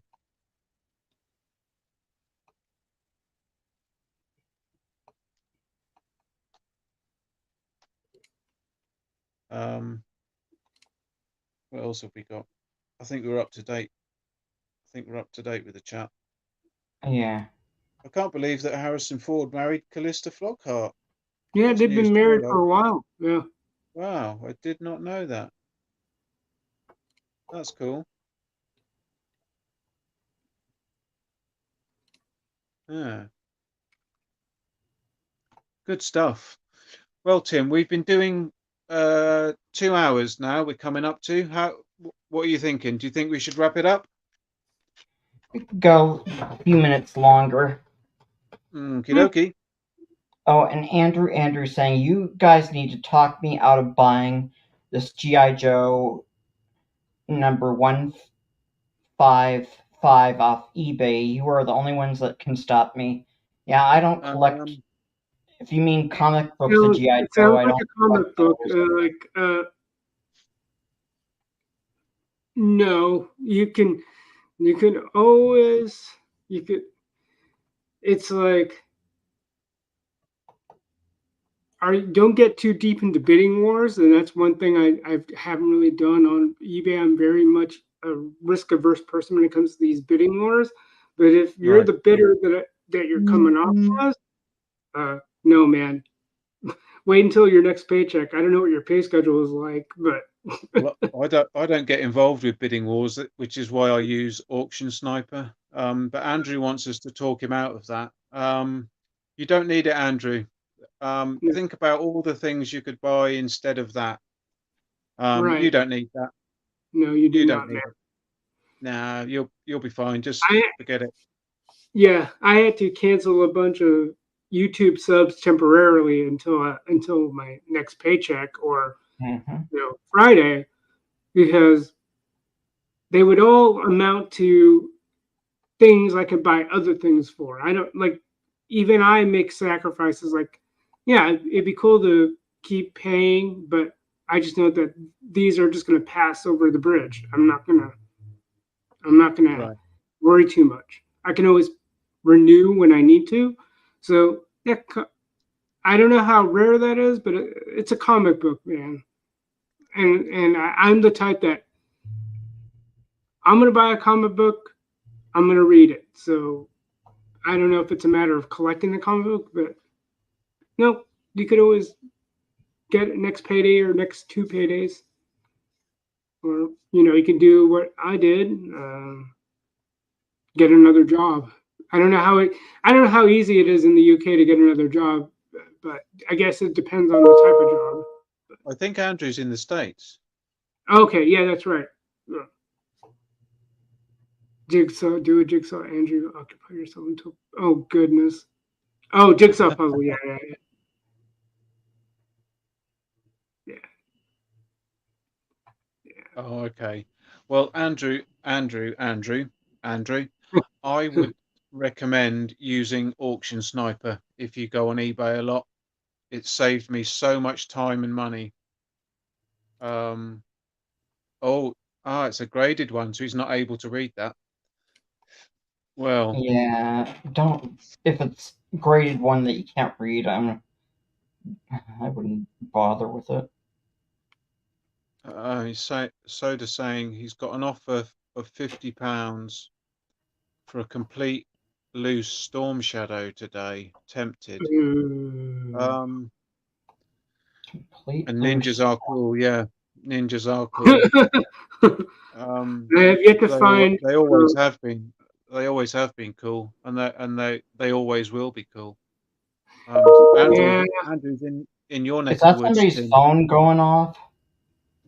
Oh, That dinging? that's. Hang on. It's not me. That's me. My. Let me. That's my email chimes. Uh, Okay. Andrew's in your neck of the woods, Tim. Yeah, he says, I am in California, USA, USA, USA, USA.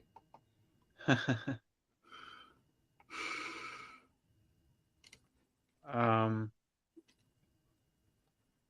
yeah, it's always the accessories that cause a problem, isn't it? A lot of ninja for a nifty $50. Yeah. Yeah, I haven't shopped around diligently with when it comes to Snake Eyes. Like I don't know what the quintessential Snake Eyes figure is though. Like I just want the one that was like I don't need to get any other one.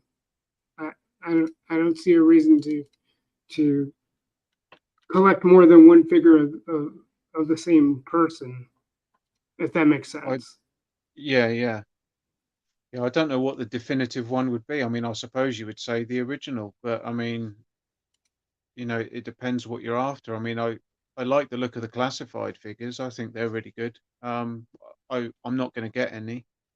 Yeah, I don't own any GI Joe or any Action Force. It's not that I don't appreciate them. I can, I like them from afar, but it's not something I have ever had any particular interest in. I was never really interested in military stuff, soldiers, or anything like that. Really, when I was younger, I was more into He-Man and Star Wars and stuff like that.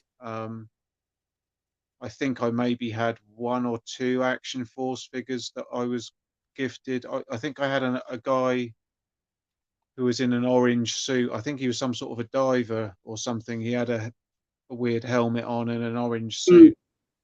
And I think I had another guy that I can't quite think of the specifics of what he was, but yeah, I never mm. really did collect them. And it's something I wouldn't get into now because I mean it's such a vast line. If I were to get into that, I'd never get to the end of it. Yeah, Um, I didn't really collect GI Joes when I was younger. I liked the TV show probably more than I liked the toys. And as you said, I don't know what I would want. Like Snake Eyes, just because, like you said, he's a ninja, different than others. But I do have a few Action Force folks like I would get, but that's because of Analog Toys. I got his figure to start, and then okay. yeah, and then that started everything else. I got a few for like some old military friends of my the friends I know who are in the military, who are in the military. So that that'd be the only other reason why I would collect it. Although there is one that's called it was like a what is it, undercover ops type of figure. I would collect that, but I would get that one, but Oh, I'm very particular about which one I want to collect. It's well, like, Andrew says that he's guessing that I suppose this is version 2, V2 would be up your alley. Apparently, it was the first one that came with the wolf. So maybe check that out. hmm, okay. Um, Andrew says he says that he's quoting me as saying, "I don't own any Action Force," and then he says, "Smash cut to 2 weeks from now, and I'm sitting on a pile of Robo Skulls and Baron Ironbloods." Oh, Well, I'd like to be sitting on a pile of Robo Skulls. That would make me a lot of money. I yeah, yeah, I wouldn't say no to a pile of those. Um, but I would move them on because it's not something I really want in my collection. Um, um, Gerard is saying that the version 2 Storm Shadow would win it for him. hmm. Yeah, I mean Storm Shadow and Snake Eyes. I mean they are cool, aren't they? Let's face it. And I probably would have collected those if I'd have known about them when I was younger. Because they're ninjas. That's the only reason. Gerard O'Connor saying good night and God bless, guys. Time for my late night dog walk. Stay well and be safe. You You too, too, man. Gerard. Thank you for joining us tonight on the stream. It's been a pleasure to have you. And yes, I hope you. Well, you said you like walking in the rain. I was going to say I hope you don't get too wet, but you don't mind that apparently. But yeah. Well, have a good evening. Thank you very much indeed, Gerard. Um, Andrew's saying that I might be right in the new classified as some nice Snake Eyes version. I mean, yeah. I do like that classified line. I think it's really good. And if I was into military stuff, I would definitely be collecting that because they look really good. But it's just not something I can do. I've got so many other lines that I already collect. Um, and I'm thinking about starting to collect TMNT now as well. And I've no idea what I'm going to do with any of it. I just don't have the room. I've literally got toys absolutely everywhere. Yeah, Teenage Mutant Ninja Turtles is one line I just cannot get into. Yeah, well, when they came out, I was kind of just getting out of playing with toys, so I think I had one. I seem to remember having Leonardo, Okay. um, but I actually would quite like them now. At least the core characters, the Turtles, Splinter and Shredder, Bebop and Rocksteady. Yeah. Casey Jones, Foot Soldier, stuff like that. And we have, Hey, Johnny. yeah, Johnny Sorensen's in the chat. Hey there, folks. Hey, Johnny.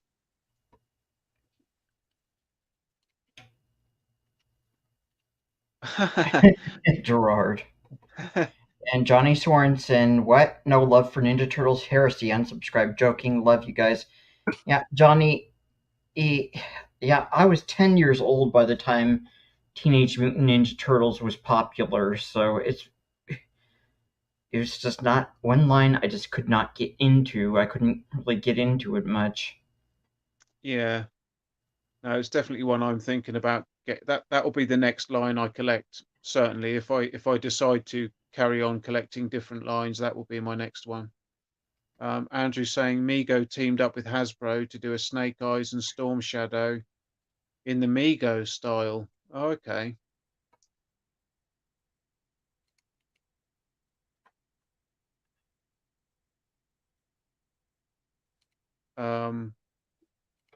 What does that mean, Johnny? Fair call. I was about 7/8, just right time. Oh, he's probably talking about how old he was, years of Oh, age. 7 or 8. Oh, yes. Sorry. Yeah. Sorry. I was looking at that as a fraction, not. Yeah. Sorry, Johnny. I'm being a twat. Twat.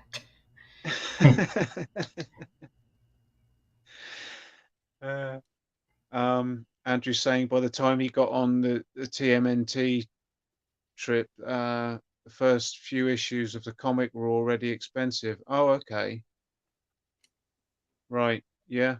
No, I think it's a, yeah, sorry, Johnny, that was my fault. I was being a dickhead. I just didn't read it properly.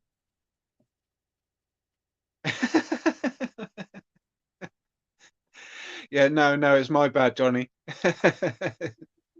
7/8 tall. Yeah, no, I just read that as 7/8 for some reason. I don't know why.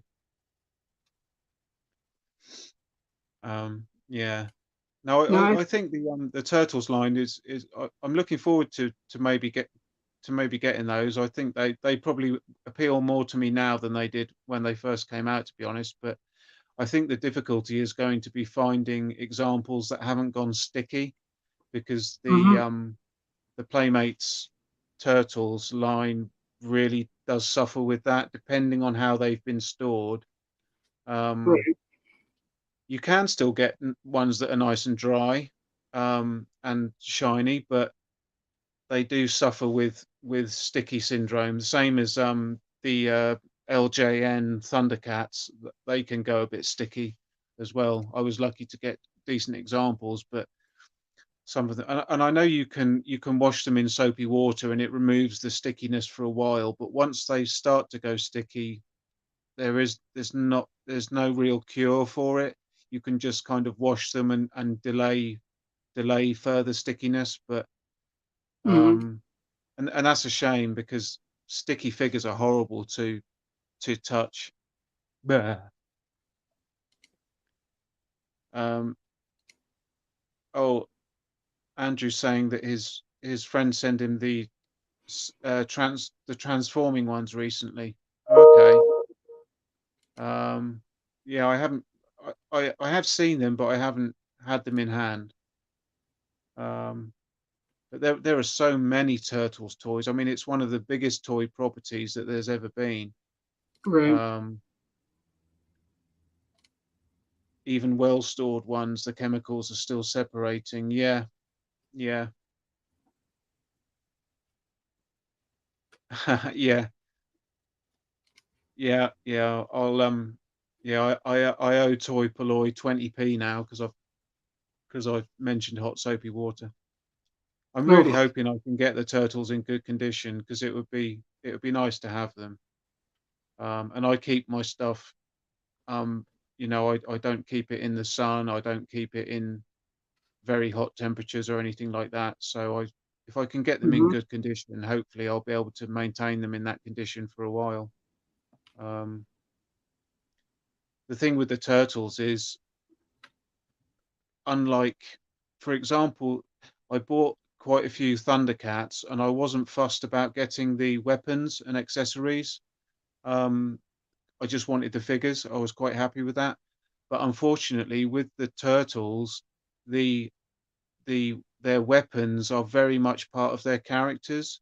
So you can't Mm-hmm. have Leonardo just on his own. You need him with his swords. You can't have Michelangelo without his nunchucks, Mm-hmm. and so to collect that line is going to be quite expensive for me, I think, Yeah.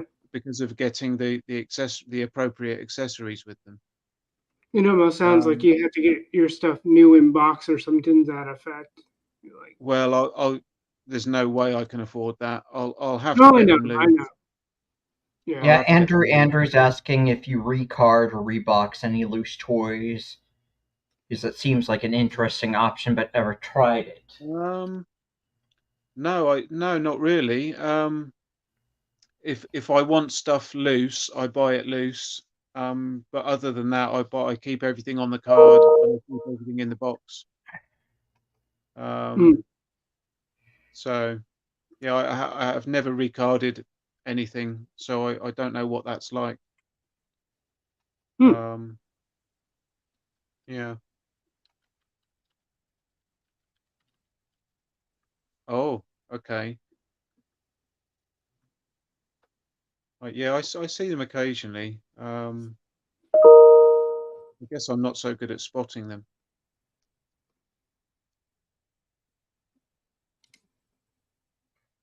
Yeah.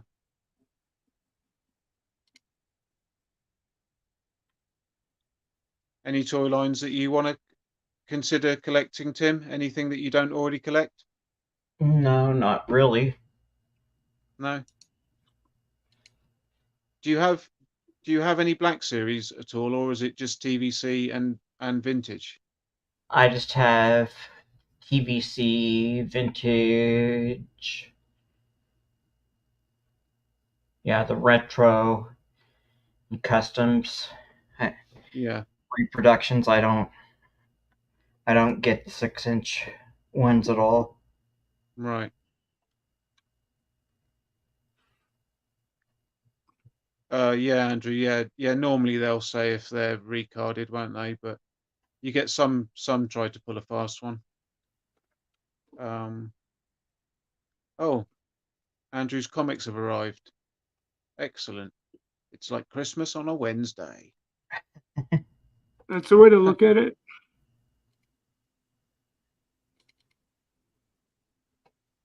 Ah, good stuff.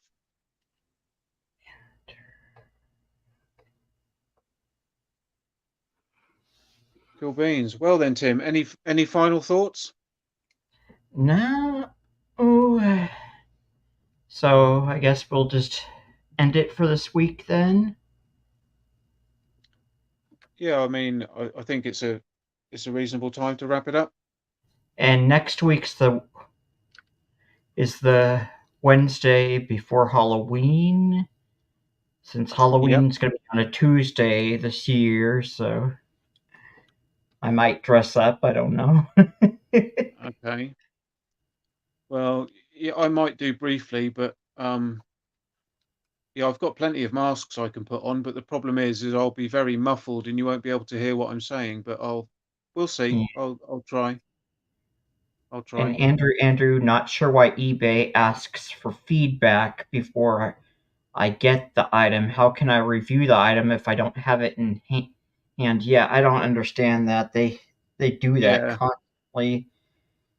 I think that goes to the shopping experience, I suppose, instead of the product itself.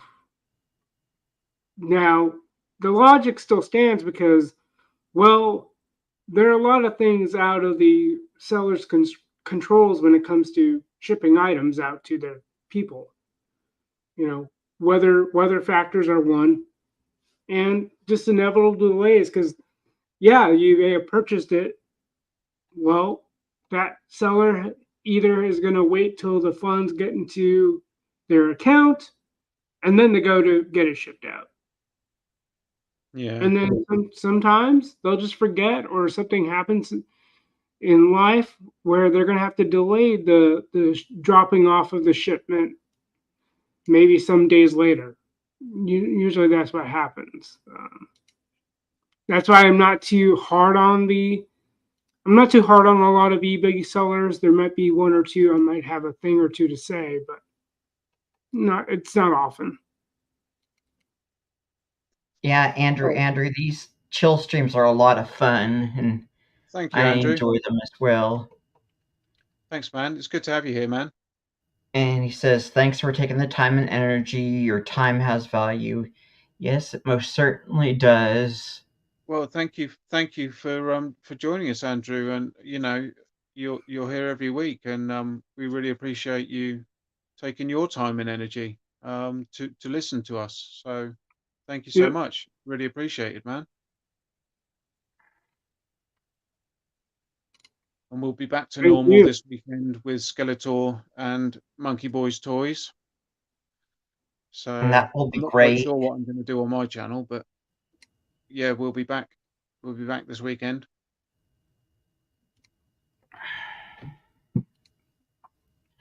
Cool. All right then, Tim. Should we say good night? Yes, good night, Good day, everyone wherever. in chat and on the Thanks, panel. everyone. Thanks to everyone. Have a good one, I guys. won't name you all. I won't name you all because I'll miss someone and then I'll feel bad. But thank you all for joining us. It's very kind of you. And we'll see you soon.